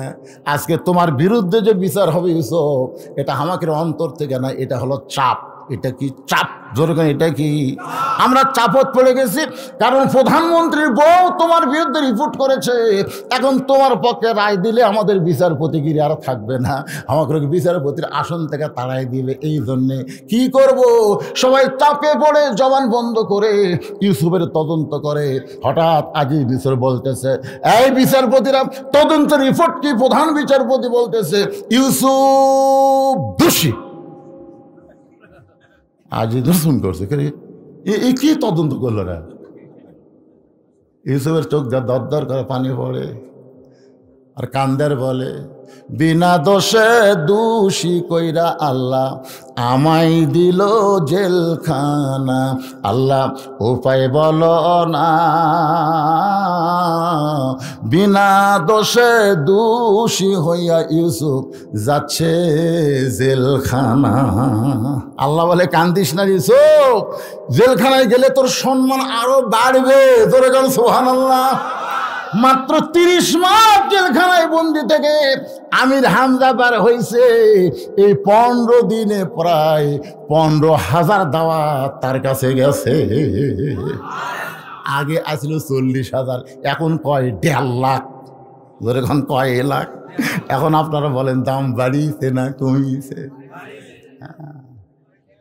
ভালো মানুষকে বিনা দোষে জেলখানায় বন্দি করলে তার সম্মান বাড়ে দেবে। 50 বছর কোরআনে তাফসির করেছে আমার কলিজার টুকরা হুজুর, সে জেলখানার মধ্যেই মারা গেল, হাসপাতালেই মরল, যেখানে মরছে। জোরে কোন কথা ঠিক কিনা? তাকে যদি একবার ময়দানে আসার সুযোগ দিত, জনগণ বুঝতো পাবলিক কারে কয়। ঠিকই তো, জনগণ বুঝবার পারতো পাবলিক কারে কয়। বাংলার এমন কোনো জায়গা ছিল না যেখানে জনগণের জায়গা দিবার পারতো। জোরে কোন কথা ঠিক কিনা? আপনারা বলেন তো, আগের আমির হামজা এখনকার আমির হামজা কি সমান? মাত্র 30 মাস জেল খাটছে, বিনা দোষে দোষী করে জেলখানা থুবা। যতই চেষ্টা করো তাদের দাম কমবে, বাড়বে কমবে না, তাদের দাম বাড়বে কিন্তু কমবে না। ইউসুফকে জেলখানায় রাখার পর আল্লাহ তাআলা দাম বাড়ে। এক সময় মিশরের খাদ্যমন্ত্রী, সেখান থেকে মিশরের প্রেসিডেন্ট, জোরে গান সুবহানাল্লাহ, যেই 10 জন ভাই কুয়ার মধ্যে ফেলে দিয়েছিল, ওরা 10 জন আবার গেছে। ইউসুফ নবী তখন সিংহাসনে বসে আছে, সুবহানাল্লাহ। মাগরিবের 3 রাকাত নামাজ, আমি কেমনে সেটা বলার জন্য বলতেছি। সিংহাসনে বসে আছে ইউসুফ, আর ওরা 10 ভাই, জি ওরা 10 ভাই চোখের পানি নিয়ে বলতেছে, জাহাপনা, আমরা কিন্তু সাধারণ ঘরের সন্তান না, আমরা হলো ইয়াকুব নবীর সন্তান। আবার কার সন্তান? ইউসুফ চুম করছে, ও রে, এরাই তো 10 জন। যেই কইছে ইয়াকুব নবীর সন্তান, তখন ইউসুফ বুঝতে পারছে এরাই তো রে, এরাই তো। আমি কান্দাকাটি করার পর হক ছাড়েনি, হাত পা বান্ধা কুয়ার মধ্যে ফেলে দিছে, এরাই এই শালা 10টাই। মন বলতেছে, লাগা, তোর হাতে এখন ক্ষমতা, তুই মিশরের প্রধানমন্ত্রী, তুই মিশরের প্রেসিডেন্ট, লাগা। ইমান বলতেছে 42 বছর আগেকার ঘটনা, এখন কি কথাটা বুঝতেছেন না? আল্লাহ কয়, খেরে ইউসুফ, এরা 10 জন যদি কুয়াত না ফেলাতো, তুই এই চেয়ারে বসে পারতি? আল্লাহ বলতে, ইউসুফ রে, ওরা যদি কুয়াত না ফেলাতো, তুই এই চেয়ারে বসে পারতি? তো তাহলে চেয়ার বসার জন্য ওরা তো সহযোগিতা করতে, পাগলা। রাগ করিস কেন? বিয়া করছে, বিয়া রাত্রি বইয়ের উপর সন্দেহ। এত সুন্দর বউ, প্রেম ছাড়া আসলো, সন্দেহ করে, এত সুন্দরী বউ প্রেম ছাড়া আসিল, বিয়ার আগে প্রেম করছে। বউ ছাড়ে বাইরে বেড়াচ্ছে, বাপ কয়, কে রে সুন্দরী বউ থুয়া বেড়া ঘুরিস কে রে, বাসো করবো না? আল্লাহ কি রে, উনি যে দুনিয়াতে আছে এমনি ফেরেশতা আনছে না বাপ মায়ের মিলনের মাধ্যমে, এটা সহি কথা। আল্লাহ কি, তো তুই বাইরে ঘুরিস কেন? বউলে বাসর কর। ছেলে বলতেছে, আব্বা সন্দেহ হয়। বলে কি সন্দেহ? বলে বিয়ার আগে প্রেম করছে। বাপ কাছে ডেকে বলতেছে, বিয়ার আগে কি করছে এই খবর তো কে লিবার করছে, বিয়ের পরে যান না করে। কেন বিয়ের আগে যা করছে তোর তো তখন বই হয়নি, তো বউ হওয়া আগের কথা ধরিস কেন? বউ হওয়ার পরে যেন আর প্রেম না করে, যা বউ লেখা। ওই বাপ মার কথা মতো বউ লেখাচ্ছে 42 বছর। কয় বছর? 42 বছর। ছেলে হয়েছে, মেয়ে হয়েছে, লাতি লুৎকুর হয়েছে। ওর বাপ মা এখন মারা গেছে। 42 বছর পর ওই পাগলা বেরাম আবার মাথা চাড়া দিছে। বউ যা কয়, তোকে তালাক দেবো। বউকে কি জন্য তালাক দিবা? বলে বিয়ার আগে প্রেম করছি। তো বিয়ার আগে প্রেম করছি, বাসর ঘরে তালাক দেন। এত বছর সংসার করার পর কেন? বাংলাদেশে যারা স্বাধীনতার বিপক্ষে ছিল তাদেরকে যদি বিচার করতেও চাও, যুদ্ধের স্বাধীনতার পরেই করো, এত বছর পরে কেন? জোরে কোন কথা কর না কেন? এত বছর সংসার করার পরে কেন ও আনার দরকার আছে না নাই? ইউসুফ নবীকে তার ইমান বলতেছে, ওরা 10 ভাই যদি কুয়ার মধ্যে ফেলা না দিত, তুই কাজকে চেয়ারে বসবার পারতি। তো ইজ্জুমান তাসা পড়েন, তো ইজ্জুমান তাসা অত জিল্লুমান তাসা বিয়াদিকাল খায়র ইন্নাকা আলা কুল্লি শাইইন কাদির। সম্মান দেওয়ার মালিককে, অপমান করার মালিককে, সমস্ত ক্ষমতার মালিককে। বাজান 10 ভাইকে খাবার দিয়ে বলতেছেন, তোমাদের আর একটা ভাই ছিল, তোমাদের আরো 2টা ভাই ছিল। তখন 10 ভাই বলতেছে, আর 2টা ভাইয়ের মধ্যে একটা ভাই বাঘে খাসে। কিছু মনে মনে কয়, এত বছর পরেও শালারা মিথ্যা ছাড়লো না রে। ওই 42 বছর আগেও যে মিথ্যা কথা কয়, এখনো সেই মিথ্যা কথাই বলতেছে। কথা কর না কেন? এত বছর হয়ে গেল তাও মিথ্যা ছাড়ে না। বারা মিথ্যার উপর যাদের জন্ম, তারা মিথ্যা ছাড়বে কেমনে? কম বলে আর এক ভাইয়ের খবর কি? বলে বাবা এখন অন্ধ হয়ে গেছে, বাবার লাঠি হইয়া বাবার সঙ্গে থাকে। ইউসুফ চোখের পানি বের করে বলতেছে, তোমাদের বাবার সঙ্গে আমি একটু দেখা করবার চাই। 10 ভাই বলতেছে, আমার বাবাকে কি আপনার কাছে নিয়ে আসবো, না আপনি বাবার কাছে যাবেন? ইউসুফ বলতে, 10 ভাই রে, তোরা আমাকে কুয়ার মধ্যে ফেলা দিছিলি, আমাকে চিনবার পারিস নাই, কিন্তু আমি তোদের চিনেছি, কিন্তু প্রতিশোধ গ্রহণ করলাম না। ইয়াকুব নবীর সঙ্গে ইউসুফ নবীর যখন মিলন হবে, মিলন মানে কি, এত বছর পরে বাবার কাছে সন্তান আসতেছে, বাবার কাছে সন্তান আর সন্তানের কাছে বাবা, সন্তান আর বাবার মধ্যে মহব্বতের একটা মিলন আছে না নাই? আপনাদের বাবার সাথে মহব্বতের মিলন হবে না, কারণ অনেকের বাবা দুনিয়া থেকে কবরে চলে গেছে, অনেকের মা দুনিয়াতে আর নাই। আমার বাবা 18 সালে দুনিয়া থেকে বিদায় নিল, যাওয়ার সময় বলতেছে, বাবজান আমি মরে যাওয়ার পর আমাকে কোন জায়গায় রাখবি? আমি বললাম, বাজান আপনাকে এমন তেমন জায়গায় রাখবো না, মসজিদের পাশেই, যারা আমাকে দাওয়াত দিবার যান দেখবেন মসজিদের পাশেই আমি একটা গোরস্থান বানাইছি, এর জানলার পাশে আমার বাবাকে কবর দিয়েছি। প্রত্যেক বৃহস্পতিবার আমার বাবার জন্যে জুমার রাত্রে দোয়া হয়, আর সপ্তাহে 1 খতম কোরআন পড়ে মাদ্রাসার বাচ্চারা এমনি এমনি আমার বাবার কবরে হাদিয়া দিয়ে দেয়। আমি একদিন স্বপ্নে বাবাকে দেখলাম, বাবা মুসকি মুসকি হাসতেছে, আমি বুঝতে পারি নাই যে আমার বাবা মরছে। আমি দৌড়ে গিয়া বাবাকে সালাম দিয়া মহানাকা করলাম, কোলাকুলি যখন করতেছি আমার বাবা বলতেছে, বাজান রে আমি বড় শান্তিতে আছি। তোর মতন সন্তান, যেই সমস্ত বাবারা দুনিয়াতে জন্ম দিয়েছে, তোর মতন সন্তান আমাকে আল্লাহ 4টা সন্তান দিয়েছে। আমরা 4 ভাই, ধরে কোন কয় ভাই? 4 ভাই। 2 ভাই 2 কলেজের প্রফেসর, আর একটা হলো প্রাইমারি হেডমাস্টার, আর হলো মাদ্রাসার হুজুর। আমার বাবা সবসময় বলতো, হুজুর নিয়েই বড় টেনশন, কেমনে চলবি, ই খাবে কি। আজকে সেই সন্তান মাদ্রাসা মসজিদ বানায়, বাবার কবর মসজিদের পাশে। আপনাদের যাদের বাবা অন্ধকার কবরে চলে গেছে, যাদের মা কবরে চলে গেছে, ওই মাটা আজকে ঠান্ডার মধ্যে যদি দুনিয়াতে জীবিত থাকতো, যদি বলতো, আব্দুল্লাহ আমার একটা কম্বল লাগবে, বাজান দে আমার একটা কম্বল কিনা দে, আমার একটা চাদর লাগবে, তুই কি একটা চাদর কিনা দিবি না? বলেন তো, মা যদি এমন করে বলতো আপনি কি দিতেন না? কিন্তু আজকে যে মা কবরে গেছে, কবরের ঘরে মাটা কেমন আছে আমি আপনি কিছুই জানি না। ওই বাপ মার জন্য রুহের মাগফিরাত শুরু।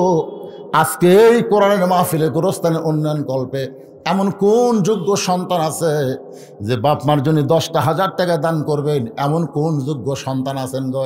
এই মাহফিলের মধ্যে না দিবেন, বসে থাকবেন। 5 ওয়াক্ত নামাজ নিয়ে আলোচনা করতেছি, কবরে কি নিয়ে যাবেন ভাই? নামাজ ছাড়া কবরে যায় কোনো লাভ নাই। এই নামাজ নিয়ে আমরা আলোচনা শুনব, এবং ফজর থেকে আমরা বাকি জীবনে 1 ওয়াক্ত নামাজ আর বাদ দেব না। কারা কারা রাজি? 2 হাত তোলা, আল্লাহরা দেখান। ফজর থেকে কারা কারা হাত তোলে না? দেখেন তো, দেখেন তো, দেখেন তো, কে তুলতেছে না? টান টান করে হাত তোলো না কেন? কি হলো? হাত নামান, হাত নামান। মাগরিব এশা পড়েন, এই মাগরিব এশা পড়েন তো কি হয়েছে? ফজর থেকে আপনি নামাজ পড়বেন, নিয়ত করার সঙ্গে সঙ্গে যত নামাজ পড়েননি, নামাজ না পড়ার পাপ আল্লাহ মাফ করে দিবে। তাহলে অসুবিধা কি? ফজর থেকে আমরা নামাজ ধরবো। এই জন্যে ভাইজান, এই বিশাল মাহফিলে আপনাদের মধ্যে কেউ কে আছেন বাপ মা রুহের মাগফিরাতে, বাপ মার কবরকে জান্নাত বানানোর নিয়তে 10টা 1000 টাকা দান করবেন। এমন কোন আল্লাহর বান্দা থাকে, ও একজনও লড়বেন না যে লোকটা যাওয়ার নিয়তে প্রথম উঠবে? আল্লাহ, আল্লাহ রে, যেই লোকটা যাওয়ার নিয়তে প্রথম উঠবে, ওর দেখা দেখি যত মানুষ উঠবে, ওর দেখা দেখি সমস্ত মানুষের পাপ আল্লাহর কান্দর দিবে। এই শয়তান, তুই উঠলেই তোর দেখা দেখে এরা উঠছে, তোর দেখা দেখে এরা উঠছে। দেখেন তো, যে লোকটা আগে উঠলো যেন প্যারালাইসিস হয়ে মরে। কি হয়ে মরে? মরার আগে হাত চাবি পাও যাবি, তখন দেখবে ওটা ঠেলা কাক্কা, আর পারবি না, নিজের হাতে নিজের লাভার পারবি না। তখন এতক্ষণ ওঠেন নাই, যেই বলছে কিছু দান করা না, দেন, বসে থাকেন। আপনি দেখেন এখানে এমন আল্লাহর পাগল ছেলে আছে, মায়ের জন্য, বাবার জন্যে। আজকে গোরস্থানের উন্নয়ন কল্পে গোরস্থানে একটু মাটি বায়না করে রাখ, কখন যেন আসতে পারে তোর মরণের ডাক। বাড়ি 3 তলা 4 তলা 5 তলা করে লাভ নাই, গোরস্থানকে সুন্দর করতে হবে। কুকুর বিড়াল যেন না ঢোকে, শিয়াল যেন না ঢোকে। গোরস্থানের চারিদিকে প্রাচীর দেওয়া দরকার, মানুষ যেন জানতে পারে এই জায়গায় মরা মানুষ বাসস্থান করতেছে, এটা মানুষ জানতে পারে। মানুষ মরা মানুষের কবরস্থান দেখলে, যারা দুনিয়া থেকে বিদায় নিয়েছে তাদের কবরস্থান দেখলে নিজেকেও যাওয়া লাগবে, এই কথা বারবার মনে হবে। ধরে কোনো কথা ঠিক কিনা? যদি আজকে গোরস্থান না থাকতো, মানুষ মরার কথাই ভুলে যেত। যে চরিত্র মানুষের হচ্ছে, আপনাদের মধ্যে নাই 10,000 টাকা দেওয়ার মতন কেউ নাই? কেরে এই গোরস্থান কমিটি সভাপতিকে সভাপতি আগে দিছে তো আদায় হয়ে গেছে, আবার খামা খাওয়াজ বাদ দিতে এই যে একটা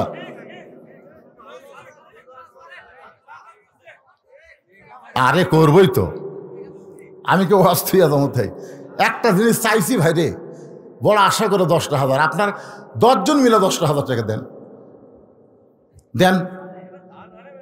কিসের ধান হয়নি এবার দেওয়া লাগে, আগামীবার দিবেন এই নিয়তে নাম লেখা দেন। এই 1,000 দিল। এই কোন গ্রামের বাবা? এ কে রে, কে লিখতেছে কে?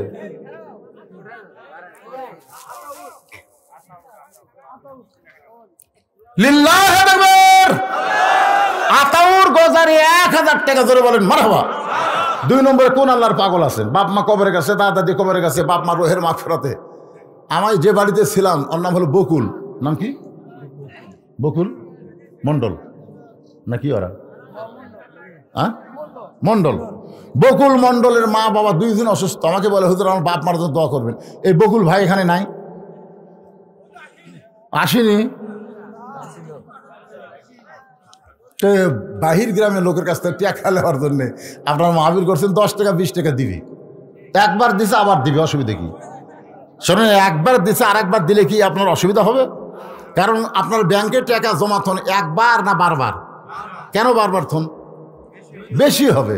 তার মানে বোঝেন আপনি দুনিয়ার ব্যাংকে জমা থলে বেশি হবে, আর যে টাকাগুলো দান করতেছেন এই টাকাগুলো আল্লাহ জান্নাতের ব্যাংকে আপনার নামে অ্যাকাউন্ট করতেছে। তাহলে দুনিয়ার ব্যাংকের টাকা বেশি করে মরে গেলে কোনো লাভ নাই, বরং জান্নাতের ব্যাংকে আপনি টাকা বেশি জমা রাখেন, আপনার আখেরাতে আপনার কবরে আল্লাহ তাআলা এর জন্য কি দিবে? রহমত বরকত দান করবে। তো জান্নাতের ব্যাংকে জমা রাখার জন্য আবার আপনাদের মধ্যে ব্যাগ রুমাল যাবে, সবাই 10, 20, 50 টাকা 100 টাকা করে দিবেন। এরা যখন বলতেছে আদায় তেমন হয়নি, এই জন্য আবার ব্যাগ দিলাম। ভাই এই ব্যাগ এলা ফাটিটা তোমরা ভিতরে যাও, 5 মিনিটের মধ্যে আদায় কমপ্লিট করে আবার তোমরা ব্যাগগুলো টেজে জমা দিবা। দেন সবাই দেন 10, 20, 50, 100 টাকা যে যা পারেন আল্লাহ রাস্তা দান করবেন। বাপ মা যাদের কবরের কাছে, বাপ মা রোহের মাগফিরাতে দান করবেন। 10 জন মানুষের কাছে 10,000 টাকা চাইছি, আমার এক ভাই 1,000 টাকা দিয়ে বসে আছে। আর কি কথা বলেন? দাও দাও সবাই ব্যাগের মধ্যে দেন দেন দেন, সবাই দেন, বারবার দিবেন বারবার দিবেন। শাহজাহান নামে আল্লাহ তোমার একজন বান্দা 1,000 টাকা করছে দান। আল্লাহ শাহজাহানের দানকে আল্লাহ আপনি কবুল করেন। আল্লাহ নেক নিয়ত নেকাশাপরা করেন, আল্লাহুম্মা আমিন। আমার মা বোনেরা যারা পর্দার অন্তরে বসে বসে আর শুনতেছেন, মা ইসলামের জন্য দান করেছে, তিনি হলেন ফাতেমার মা খাদিজা, নবীর 1 নম্বর দরদের বিবি। সেই মা খাদিজা কিন্তু জান্নাতুল মুআল্লা, জান্নাতুল মাওয়ার মধ্যে শুয়ে আছে। মক্কা ঘরের সামান্য 1 কিলোমিটার দূরে মা খাদিজার কবর। ওই কবরের পাশে দাঁড়ালে বোঝা যাবে মক্কার সবচাইতে ধনবতী রমণী খাদিজা। ইসলামের জি কে 1000? আব্দুর রাজ্জাক 1000 টাকা দান করে হয়েছে। আপনারা করতেছেন কেন ভাই? মিন শারিল ওয়াসওয়াসিল খান্নাস, শয়তান আপনাকে ধোঁকা দিচ্ছে। শয়তানের ধোকায় পড়েন না, সবাই জিকির করেন লা ইলাহা ইল্লাল্লাহ, লা ইলাহা ইল্লাল্লাহ, লা ইলাহা ইল্লাল্লাহ, লা ইলাহা ইল্লাল্লাহ, লা ইলাহা ইল্লাল্লাহ, লা ইলাহা ইল্লাল্লাহ, লা ইলাহা ইল্লাল্লাহ, লা ইলাহা ইল্লাল্লাহ, লা ইলাহা। আমি সব দিশা 1000 টাকা দিলে হবে? আচ্ছা ঠিক আছে। কয় হুজুর আমি গরিব মানুষ, 1000 টাকা দেবো। ওনার নাম লেখেন 1000 টাকা। আবু তালেব আজকের মাহফিলের সভাপতি সাহেব 1000। হ্যাঁ আব্দুল খালেক, আবুল খালেক হবেন, আব্দুল খালেক 1000 টাকা দান করেছে। আল্লাহ তার দানকে কবুল করেন, ধরে করেন আমিন। ভাইজান যারা উঠে গেছে গেছে, যার ভাগ্য যার ইমান যেরকম, ধরে করেন ঠিক কিনা। এই ফাঁকা জায়গাটা আপনার পুরো করে বসেন তো, ফাঁকা জায়গাটা পুরো করে বসেন। আমি মাগরিবের পরে এশার পরে আসরের কথা আলোচনা করব। কে? আলমগীর হোসেন নগদে 500 টাকা টেজে করছে দান। এই যারা পিছনে বসে আছেন সামনের দিকে আসেন, যারা গেছে চলে গেছে অসুবিধা নাই, আমরা এখনো কম নাই, অনেক আল্লাহর বান্দা আছি।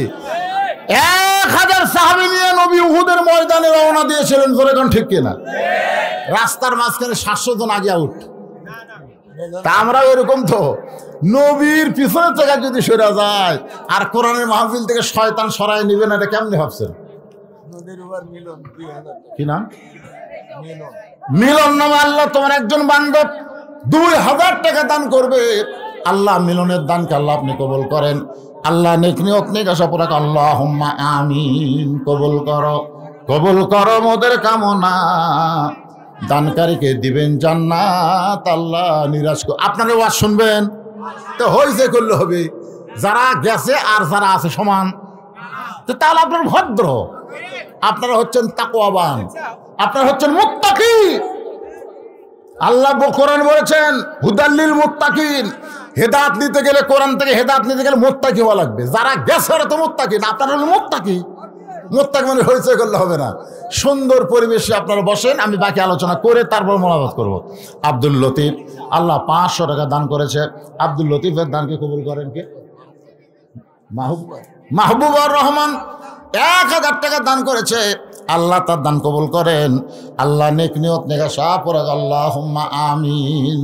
এ দুনিয়া রবে না ক চিরকাল, একদিন ভাঙবে রে বাজার। ইয়াকুব এবং ইউসুফ আলাইহিস সালাম তখন একত্র হলেন। ইয়াকুব নবী আমার দিকে তাকান ভাইজান, 2 খানা হাত বাড়ায় দিছে, 2 খানা হাত বাড়ায় দিছে। ইউসুফ আসতেছে। এতদিন পরে বাবার বুকের মধ্যে যখন সন্তান ঢুকবে, বাবা সন্তানকে বুকের মধ্যে চাইবা ধরবে। আপনার বলেন তো শান্তি কেমন হবে? কথা কয় না? এত বছর পর যেই সন্তান হারায় গেছিল, এখন মিশরের প্রেসিডেন্ট হয়ে বাবার বুকের মধ্যে আসতেছে, বাবার কলিজা কেমন শান্তি পাবে। ইয়াকুব যখন 2 খানা হাত বাড়ায় সন্তানের দিকে বাড়ায় দেয়, এমন সময় আল্লাহ বলেন ইন্নামা আমওয়ালুকুম ওয়া আওলাদুকুম ফিতনা। ইয়াকুব রে, সম্পদ আর সন্তান হলো বিপদের কারণ। এত বছর পরে আমি তোমার সন্তান তোমাকে ফিরাই দিলাম, তুমি আমার শুকরিয়া না করে তোমার সন্তানকে বুকের মধ্যে নিবার চাও। আমি আল্লাহ বেজার না, তুমি বাবা হইয়া, তুমি এখন নবী নাই, তুমি হইছো বাবা। জোরে কোন কি? তুমি বাবা হইয়া তোমার সন্তানকে বুকের মধ্যে নিবা, আমি আল্লাহ বেজার না। কিন্তু তুমি যদি নবী হও তাহলে সন্তানকে বুকে নেওয়ার আগে আমার শুকরিয়া আদায় করো। ইয়াকুব আলাইহিস সালাম ইউসুফকে বুকের মধ্যে না নিয়ে শুকরিয়া তার এক নিয়তে 3 রাকাত নামাজ আদায় করে।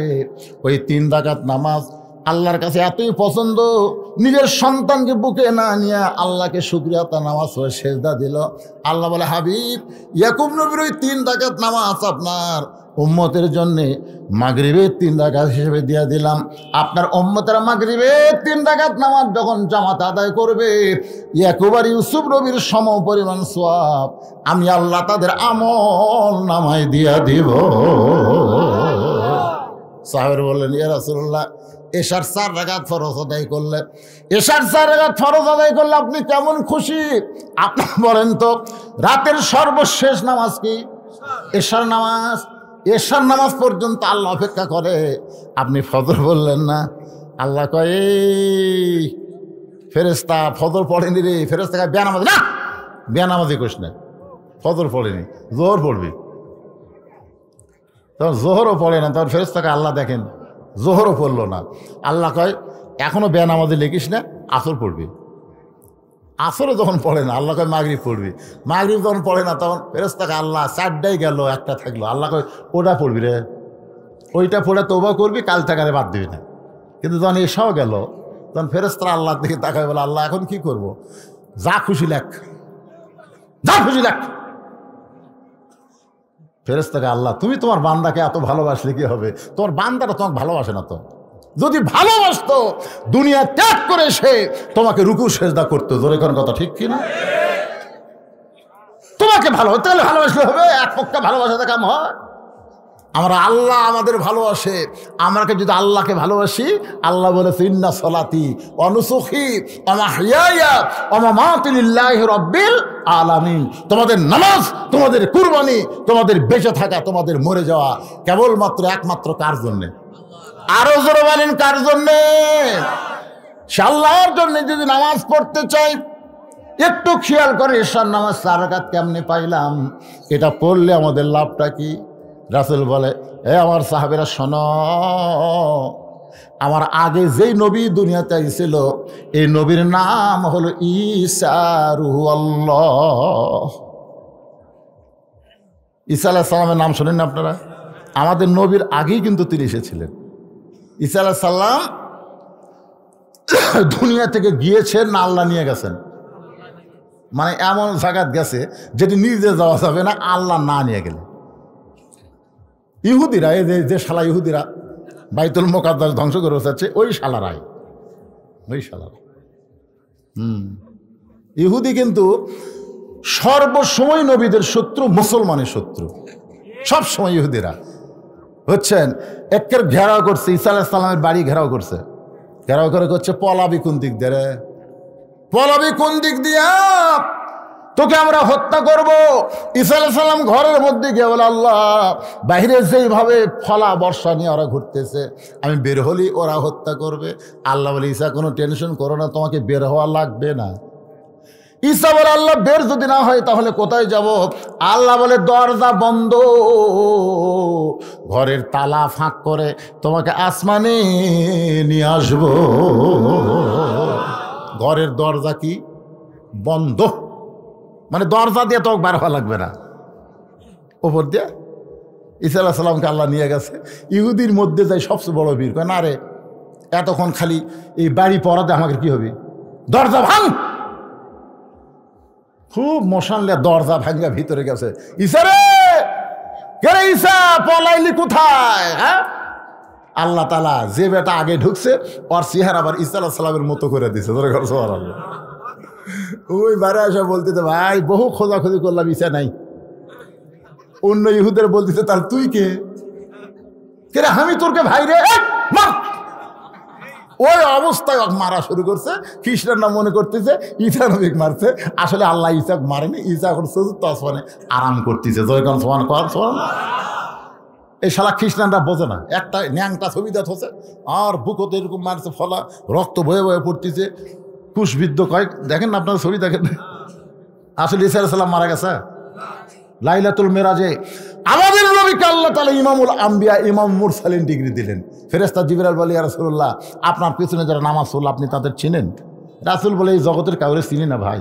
বলে, সমস্ত নবী রাসূল আজকে আপনার পিছনে ইক্তেদা করছে, আজ থেকে আপনি ইমামুল আম্বিয়া, ইমামুল মুরসালিন ডিগ্রি পেলেন। নবী বলতেছে, জিবরাইল আমি একটু সবাইকে এক নজর দেখতে চাই। আল্লাহ নবীকে একটা টুল এনে দেওয়া হলো বাইতুল মুকাদ্দাস, যে বাইতুল মুকাদ্দাস ইহুদিরা দখল করতে চায়। ওই বাইতুল মুকাদ্দাস সমস্ত নবী রাসূলকে নিয়ে আমাদের নবী ইমামতি করেছে। জোরে কর সুবহানাল্লাহ। আল্লাহ রাসূল বলেছে, কাবা ঘর আল্লাহর ঘর, বাইতুল মুকাদ্দাস আল্লাহর ঘর। কিন্তু কাবা ঘরের মধ্যে সমস্ত নবী আসতে পারে নাই, কিন্তু বাইতুল মুকাদ্দাসের ভিতরে সমস্ত নবী প্রবেশ করেছে। জোরে কর সুবহানাল্লাহ। ফজিলতের দিক দিয়ে বাইতুল মুকাদ্দাস কিন্তু কম না। সুবহানাল্লাযী আসরা বিআবদিহি লাইলাম মিনাল মাসজিদিল হারাম ইলাল মাসজিদিল আকসা। কোরআনের মধ্যে বাইতুল মুকাদ্দাস আছে না নাই? জোরে করে আছে না নাই? একটু খেয়াল করবেন, চতুর্থ আসমানে ঈসা আলাইহিস সালামকে আল্লাহ যখন নিয়ে গেলেন, ঈসা বলতেছে, আল্লাহ দুনিয়াতে মানুষ যায় মরার জন্যে। মারাত্মক কথা, দুনিয়াতে মানুষ যায় বাঁচার জন্যে না, মরার জন্যে। এ আপনারা সত্য কথা কন না কেন? দুনিয়াতে মানুষ যায় কিসের জন্যে? আরো জোরে, যতই চেষ্টা করেন আপনি বাঁচতে পারবেন না, আপনাকে মহারা লাগবে। খুব চেষ্টা করতেছেন, যতই চেষ্টা করেন বাঁচতে পারবেন না। যতই চেষ্টা করেন বাঁচা যাবে? প্রত্যেক দিন ওই যে আব্দুল আলিম কইছে, মিশে মায়ায় বন্দি থাইকা করলাম কত খেলা, পশ্চিমে তাকিয়া দেখো তোমার ডুইবা গেল বেলা। এক পলকের নাই ভরসা, এক পলকের নাই ভরসা, মিশে সকল আশা, কখন বুঝি দারুণ ঝড়ে ভাঙবে তোমার বাসা। বাজান একটু মনোযোগ দেন। ঈসা বলতেছে, আল্লাহ দুনিয়াতে মানুষ যায় মরার জন্যে, কিন্তু আমার যে মৃত্যু হলো না, আল্লাহ বলতেছে তোমারও মৃত্যু হবে। শুধু একজনই মরবে না। আপনার বলেন তো তিনি কে? কথা কয় না, জোরে কয় না। আপনার বলেন তো এই সময় কি ফেরেশতারা গেছে নাকি? এখানে ফেরেশতা আছে না নাই? আপনার কান্দে ফেরেশতা আছে না নাই? সবাই মৃত্যুবরণ করবে, কিন্তু একজনই মরবে না। তিনি কে? তিনি হলেন আমাদের আল্লাহ। কুল্লু মান আলাইহা ফানিউ ওয়া ইয়াবকা ওয়াজহু রাব্বিকা যুল জালালি ওয়াল ইকরাম। আল্লাহ বলেন, ঈসা তোমার মৃত্যু হবে, এমনকি যে আজরাইল আমাদের জান কবজ করে সে আজরাইল পর্যন্ত মরবে। আপনাদের কি মনে হয় আজরাইল মরবে না? ও কিন্তু মরবে। ঈসা বলতেছে, আল্লাহ তাহলে আমার মৃত্যু কোথায় হবে? আল্লাহ বলে, কোথায় মনে করো? ঈসা বলতেছে, আল্লাহ চতুর্থ আসমানে কি আমার মৃত্যু হবে? আল্লাহ বলে, ঈসা রে, চতুর্থ আসমানে তোমার মৃত্যু হবে না, তোমার মৃত্যু হবে দুনিয়ায়। আল্লাহ বলে, ঈসা বলে, আল্লাহ আবার কবে নবী করে দুনিয়াতে প্রেরণ করবেন? আল্লাহ বলে, নবী করে না, বিশ্ব নবীর উম্মত করে তোমাকে প্রেরণ করব। যেই কইছে কোন নবীর উম্মত, সাথে সাথে সাল্লাম শুকরিয়া তার 4 রাকাত নামাজ পড়ে। আল্লাহ বলে, ঈসা বিশ্ব নবীর উম্মতের কথা শুনে 4 রাকাত নামাজ পড়লা কেন? বলে, আল্লাহ নবী হয়ে আমি যে খুশি হইনি, বিশ্ব নবীর উম্মতের কথা শুনে 100 কোটি গুণ বেশি খুশি, এই জন্য শুকরিয়া তার 4 রাকাত নামাজ পড়লাম। আল্লাহ কয়, হাবিব ঈসা নবীর ওই চতুর্থ আসমানের 4 রাকাত নামাজ আমি ব্যথা দেব না, আপনার উম্মতের জন্য এশার 4 রাকাত নামাজ হিসেবে দিয়ে দিলাম। জামাতের সঙ্গে আদায় করলে ঈসা নবীর সমপরিমাণ সওয়াব আল্লাহ আমি দান করে দেব। এখন আপনারা বলেন, আজকে নামাজের ওয়াজ শুনে কোনটা বাদ দিবেন? বাদ দেওয়ার আসন আছে? খালি নামাজ ধরেন, কবরে যে 1 নম্বর প্রশ্নের উত্তর আপনি দেওয়া লাগবে না, নামাজে উত্তর দিবি। রাসূল বলেছে 1 নম্বর উত্তর যারা পারবে, 2 নম্বর 3 নম্বর তাদের কাছে পানির মতন সোজা হয়ে যাবে। ধরে কেন? সুবহানাল্লাহ। তাহলে কবরে 3টা প্রশ্নের উত্তর যদি দেয়, আল্লাহ রাসূল বলেছেন তার কবর থাকবে না, তার কবর থেকে হয় জান্নাতে নিয়ে যাওয়া হবে, না হয় তার কবরকেই জান্নাতের বাগান বানানো হবে। এখন আপনারা বলেন, সেই নামাজ নিয়ে আমরা কবরে যাবার চাই? রাজি?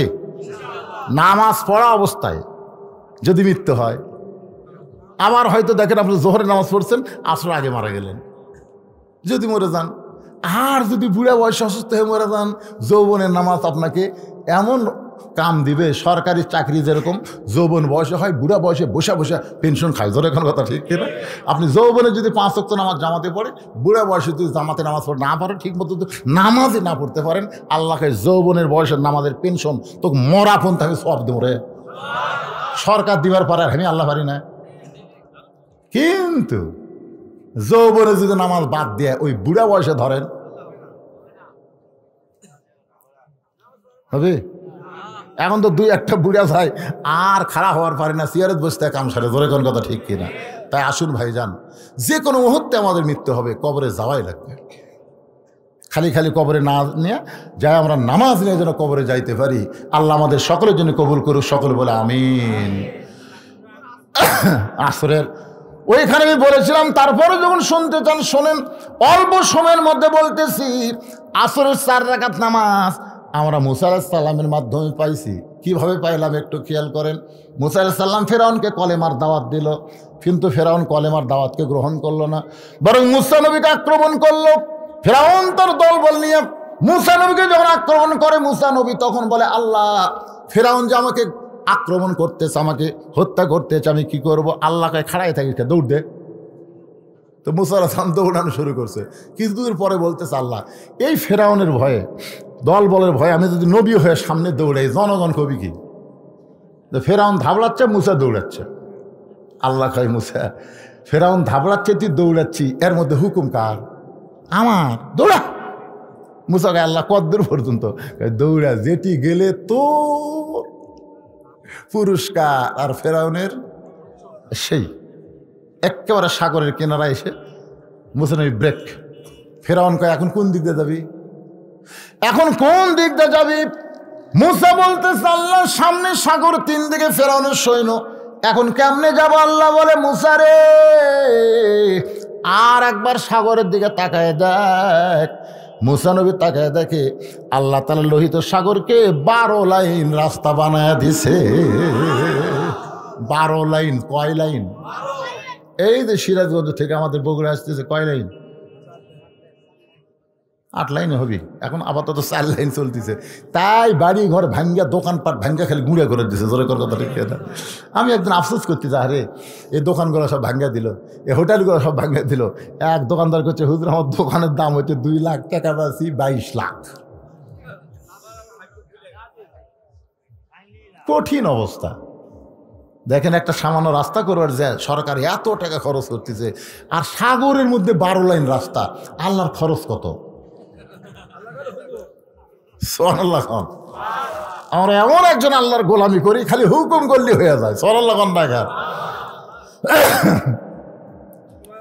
মুসাকে বলে যাও, মুসা এই 12 লাইন রাস্তা দেখে যখন রওনা দেয়, রাস্তার মাঝখানে গিয়ে বলে, মাবুদ তুমি আমার জন্য সাগরকে রাস্তা বানায় দিলাম, আমি শুকরিয়া আতান তোমাকে সেজদা দিবার চাই। এক নিয়তে সাগরের মাঝখানে 4 রাকাত নামাজ আদায় করে। ওই 4 রাকাত নামাজ আল্লাহর এতই ভালো লাগে, উম্মতে মুহাম্মাদের জন্য আসরের 4 রাকাত ফরজ হিসেবে দিয়ে দিছে। ওই আসরের 4 রাকাত ফরজ নামাজকে যদি জামাতের সঙ্গে আদায় করে, মুসা নবীর সমপরিমাণ সওয়াব আল্লাহ দান করে দিবে। ফজর থেকে কিন্তু শুরু করা লাগবে। রাজি আছেন? কবরে কোনো টেনশন করবেন না, কবরে কিছুই হবে না। নামাজ দিয়ে খালি ঢোকেন। আপনি জানাজা যদি নাও দেয়, জানাজা লাগবে না, কারণ নামাজে আপনাকে জান্নাতের দরজা পর্যন্ত হয়ে আসবি, তাহলে তো ঢোকা বাকি, ওটাও কি ঢুকে দেওয়া লাগবি? তখন নামাজি বলে, হ্যাঁ তুই কি মনে করিস নামাজ? আপনার বল নাই। ইতিমধ্যেই বুঝলেন, জান্নাতের দরজার দিকে নামাজিরা তাকাবে। তাই কে হয় রে, একের জান্নাত বাড়ে, খট্টস করে বসে গেছে। আল্লাহ বলতেছেন, অসিকাল্লাযীনা তাকাউ রাব্বাহুম ইলাল জান্নাতি যুমারা। এই ফেরেশতারা, এই যারা বসলো, তুলে মার ধাক্কা। তখন এই নামাজি করে আল্লাহ তুলে ফেরেশতারা ধাক্কা মারবি, এক ধাক্কাতে আর এক দরজা, লটস করে বসবি। কে ভাই বসলো, কে এই পাগলা, তোমাদেরকে বরণ করার জন্য আল্লাহ 70,000 দরজা বানাছে। একটা করে ধাক্কায় একটা করে দরজা পাড়ি দিয়া জান্নাতের মধ্যে যখন ঢুকবে, আল্লাহ বলবেন, সালামুন আলাইকুম তিবতুম ফাদখুলুহা খালিদিন। দুনিয়ার সমস্ত কাজ কাম বাদ দিয়া আমার 5 ওয়াক্ত নামাজ যারা হাজরা দিলা, আমি আল্লাহ তোমাদেরকে পুরস্কার স্বরূপ এই জান্নাত দিয়া দিলাম। একবার প্রবেশ করো, ফাদখুলুহা, খালি একবার ঢোকো, খালিদিন, চিরস্থায়ী তোমাদেরকে জান্নাত দেওয়া হলো। সেই জান্নাতে যাওয়ার আশা যদি থাকে, ফজর থেকে আমরা শুরু করবো ইনশাআল্লাহ। আল্লাহ কবুল করুক। আস্তাগফিরুল্লাহ পড়েন, আস্তাগফিরুল্লাহ রব্বি মিন কুল্লি জামবি ওয়া তুবু ইলাইহি লা হাওলা ওয়ালা কুওয়াতা ইল্লা বিল্লাহিল আলিয়্যিল আযীম। জি, জুম্মার নামাজ ওই আমার বানিয়াজান 40 পড়া আছে, ওটি হবে এক জায়গাতে সব আছে। তারপর আবার 29 তারিখেও আছে আপনাদের। হ্যাঁ, ও আচ্ছা আচ্ছা, এটা বলবো। আচ্ছা ঠিক আছে, আচ্ছা ওটাও বলবো, বানিয়াজান 40 পড়াত। আর ওই এটা বলাই লাগবে, এটা না বললে ক্ষতি। সেটা হলো কোন দিক হয়ে নামাজ পড়ছে। হ্যাঁ হ্যাঁ, এটা বলা লাগবে। আপনার যেটা শোনা লাগবে সেটার কথা খেয়াল নেই, ও নামাজ পড়ার কথা খেয়াল থাকে না, অন্যগুলো খালি শুনবে। আয়েশা আলাইহিস সালাম, আয়েশা রাদিয়াল্লাহু তাআলা আনহা, আমাদের উম্মাহাতুল মুমিনিন, 3 বার নবীকে দেখছে 9 বছরে। কয়বার? তো নবী কি আর স্বামী কি, এই জিনিসটা আমি আপনাদের শোনাও, বিশাল ফ্যাক্টর। এটা আপনাদের সামনে আলোচনা করব যদি আল্লাহ হায়াতে রাখে। তো যাই হোক, এই যে কেবলামুখী হই আমরা, এই কেবলাটা আসলে কি?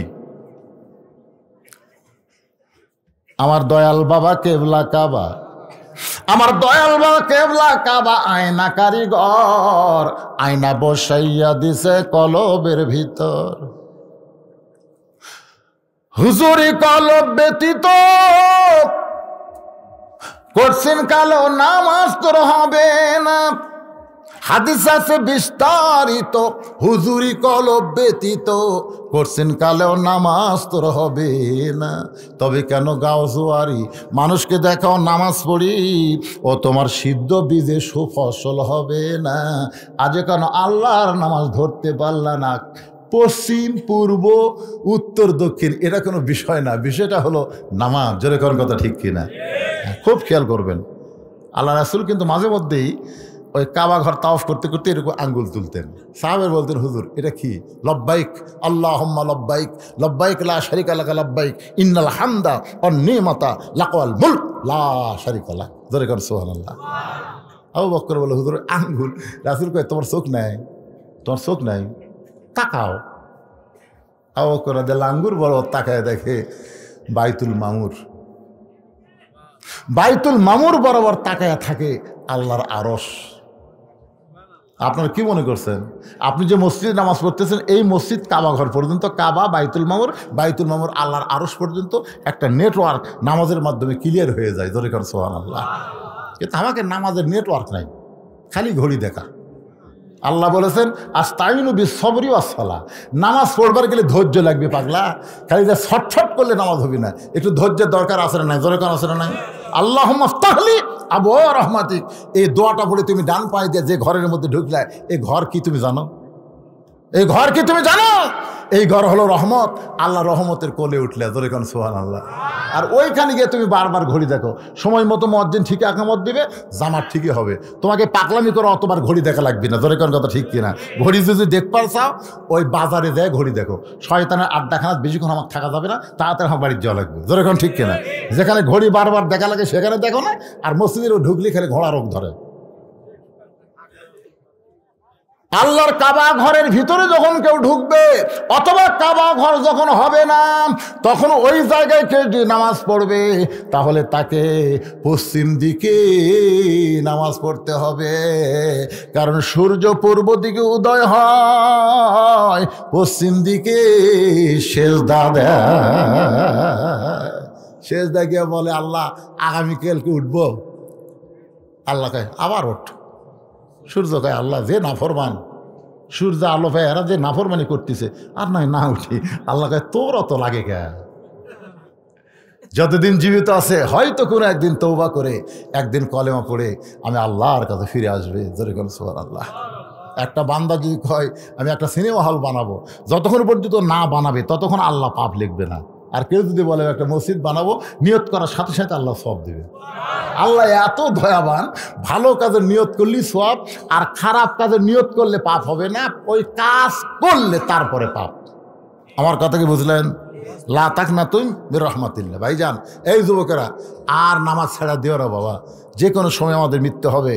নামাজ, আল্লাহ রাসূল শেষ ওয়াক্ত নামাজের কাহিনী আপনারা সবাই আল্লামা সাইদ হুজুরের মুখে শুনেছেন, যে মা আয়েশার কোলে কুরাতের উপরে মাথা দিয়ে নামাজের দৃশ্য দেখতেছেন, চোখ দিয়ে দর দর করে পানি পড়তেছে। আয়েশা বলতেছে, ইয়া রাসূলুল্লাহ, আজকে আমার বাবা এমতি করতেছে, আর সাহাবীরা তার পিছনে কাতারবদ্ধ হয়ে দাঁড়িয়ে গেছে, আপনার মেহরাবে আমার বাবা দাঁড়াইছে, আপনি এই জন্যে কাঁদতেছেন। আল্লাহ রাসূল বলে, আয়েশা, এই কান্না কোনো দুঃখের কান্না নয় আয়েশা, এই কান্না হলো আমার জীবনের সুখের কান্না। যে নামাজের জন্য তাইফের ময়দানে রক্তাক্ত হয়েছে, যে নামাজ পড়তে গিয়ে আবু জেহেল উটের মরা উটের পচা ভুড়ি আমার পিঠের ওপর দিয়েছে, নবী নামাজের শেষ দাঁত গেছে, আবু জেহেল কয়েকজন মিলে ধরে একটা জায়গার নিয়ে আল্লাহ রাসূলের পিঠের উপর উঠে দেয়, গোটা উটের পচা ভুড়িতে নবীকে আর দেখা যাচ্ছে না। একজন লোক গিয়ে ফাতেমাকে বলেছে, ফাতেমা, তোমার বাবাকে আবু জেহেল এইভাবে। ফাতেমা তখন খুব ছোট ছিল, দৌড়ে এসে ভুঁড়ি ধরে টানতেছে, কিন্তু ফাতেমা পারে না। ডাকতে বলে, আল্লাহ, আমার বাবার মতন ভালো মানুষ দুনিয়াতে নাই, সেই বাবার সঙ্গে এমন ব্যবহার কেন করে? আল্লাহ তাআলা রহমত সাহায্য করে। জোরে গান সুবহানাল্লাহ। নবী সেজদা থেকে উঠে কাবা ঘরের কাছে গিয়ে কান্দে আর বলে, মাবুদ গো, তোমার নামাজের সেজদায় আমার পিঠের উপরে যারা ভুঁড়ি দিয়েছে, এদেরকে তুমি ধ্বংস করে দাও। চমকে ওঠে, যেই কইছে ধ্বংস করে দাও। আবু জেহেল, উতবা, শাইবা, ওলীদ বিন মুগীরা, এরকম নাম ধরে ধরে নবী গর্দা করলেন। বদরের যুদ্ধে ওই শালারা সব শেষ, এক শালাও নেই। আজকে যারা নামাজ পড়ে না, আজান দেওয়ার পরেও নামাজের খেয়াল যারা করে না, এরা হচ্ছে বেনামাজি আবু জেহেলের বংশধরের লোক। জনগণ কথা ঠিক কিনা ভাই? এত কঠিন কথা বললাম এই কারণেই, মান তারাকা সালাত মুতাম্মিদান ফাকাত কাফারা। বুখারী শরীফের হাদিস, ইচ্ছা করে একক তো নামাজ যারা বাদ দিল, এরা আল্লাহর সঙ্গে কুফরি করলো। নাউজুবিল্লাহ কর না কেন? এটা কি আমার বানানো কথা? বুখারী শরীফের কথা। তো তাই আজকে আপনারা মনে কষ্ট নিয়েন না, কিছু লোক হয়তো শুনতে চাইছিল মা ফাতেমার কবরের কথা, আমাকে বলছিল হুজুর কবরের গোরস্থানে ওয়াজ একটু ফাতেমার কবর কান্দে কান্দে কান্দে বহু ওয়াজ করছি, কাম হচ্ছে না। বক্তাও কান্দে, শ্রোতারাও কান্দে, কান্দে কান্দে থুয়া যায় ওই কান্দার মতন। ছোট্ট একটা দৃষ্টান্ত দিয়ে মনোরোধ করবো, শুনবেন? কোন কান্দা? ওই কান্দা। এক টোপলা খাবার নিয়ে এক লোক যাচ্ছে, যাওয়ার সময় দেখে একটা ক্ষুধার্ত কুকুর রাস্তা দিয়ে যাচ্ছে, লড়বার পারতেছে না। মানে কুকুরটা এত ক্ষুধার্ত দুর্বল হয়ে গেছে, পিছনে পড়ে যাচ্ছে আবার উঠতেছে, মানে ন্যাঙ্গল ভ্যাঙ্গল করে হাঁটতেছে। লোকটা খাবার টোপলা থুয়া কুত্তার পা ধরে বলতেছে, বাবা কুকুর রে, তুই না খেয়ে খেয়ে মরে যাচ্ছিস রে। দেখেন ওর টোপলার মধ্যে কি আছে? খাবার আছে, কিন্তু খাবার থুয়া ওই কুত্তার পা ধরে কাঁদতেছে, কুত্তা রে তুই না খেয়ে মরে যাচ্ছ রে। তখন আর একজন চিন্তা করে, কিন্তু কুত্তার পা ধরে কাঁদতেছে, এটা মানে বরকতের কুত্তা হবে। ওই আর পা ধরে কান্না শুরু করছে। কুত্তা কয়, আল্লাহ আমার যে শক্তি আছে এই শক্তি দিয়ে তাও কোনো জায়গার যা খাবার পাইতাম, কিন্তু এই দুই শয়তান যেভাবে আমার পা ধরলো, আমি তো লড়বারই পারতেছি না। আর একটা লোক রাস্তাতে আসতেছে আর বলতেছে এটা বরকতের কুত্তে হবে। পাও ধরে যখন কাঁদতেছে আমিও কান্দি, ওই এক পাও ধরে কাঁদতেছে। আর এক লোক আসতেছে বলতেছে, জাগরি একটা পাও এখনো বাকি আছে। ওইও পা ধরে কান্না শুরু করছে। কয়েকদিন হলো আর একজন এসে কয়, হ্যাঁ পাও তো শেষ, কি ধরি তাকে নেওয়া আছে। কুত্তা জন্মের শোতা শুতিছে, আমার আর বাঁচার বুদ্ধি নেই। এরা যে হারে কান্দিতে আমাকে মেরে হেলতে হবে বাঁচানোর জন্য লাই। ইতিমধ্যে এক লোক এসে দেখে, কুত্তার পা ধরে কান্দ কেন? এই তুই লাশ ধরছু কে? আমার আগে এরা চারজন ধরছে, আমিও ধরছে। কি জন্যে? এরা ধরছে আমিও ধরছে। তুই কেন পা ধরলি?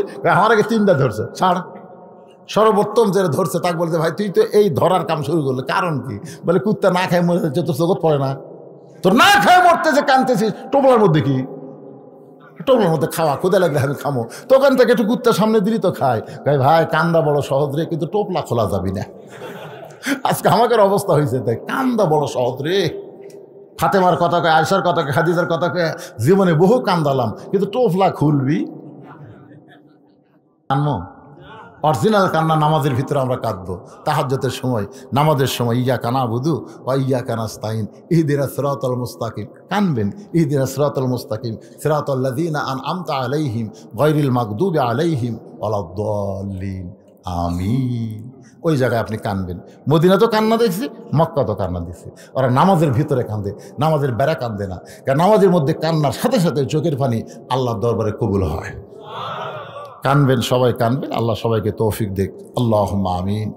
আল্লাহুম্মা আনতাস সালাম ওয়া মিনকাস সালাম তাবারাকতা ইয়া যাল জালালি ওয়াল ইকরাম। আয় আল্লাহ তাআলা, অনেক দিন পর ধুনুটির মধ্যে ঢুকে আল্লাহ ঘন্টার পর ঘন্টা তোমার কবরের পাথেও নামাজকে নিয়ে আলোচনা করেছি। আল্লাহ মেহেরবানি করে আজকের আলোচনা বক্তার শ্রোতা সকলের হেদায়েতের জন্য কবুল করে নেন।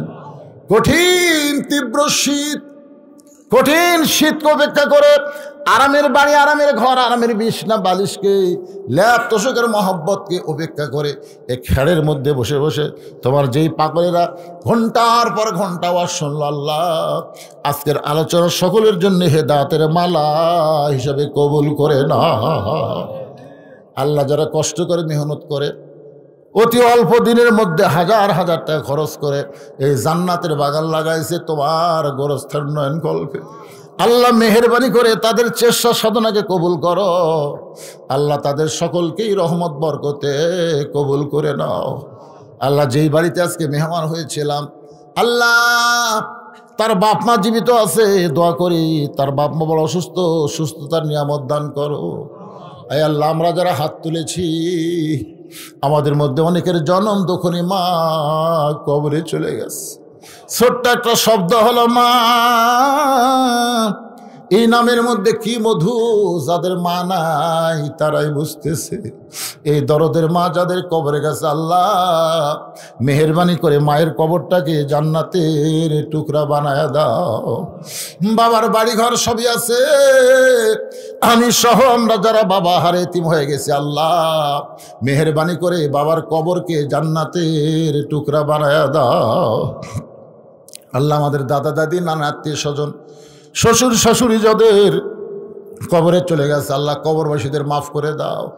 আল্লাহ এই গজারিয়া গোরস্থানের যত মুর্দা শুয়ে আছে, আল্লাহ যারা কবরে আছে, আল্লাহ সকলের কবরকে জান্নাতের টুকরা কবুল করো। আমার মা বোনেরা যারা পর্দার অন্তরে বসে বসে আলোচনা শুনেছে, আবিদা সালেহা পর্দা নিশি কবুল করে মা ফাতেমার চরিত্র দান করে দাও।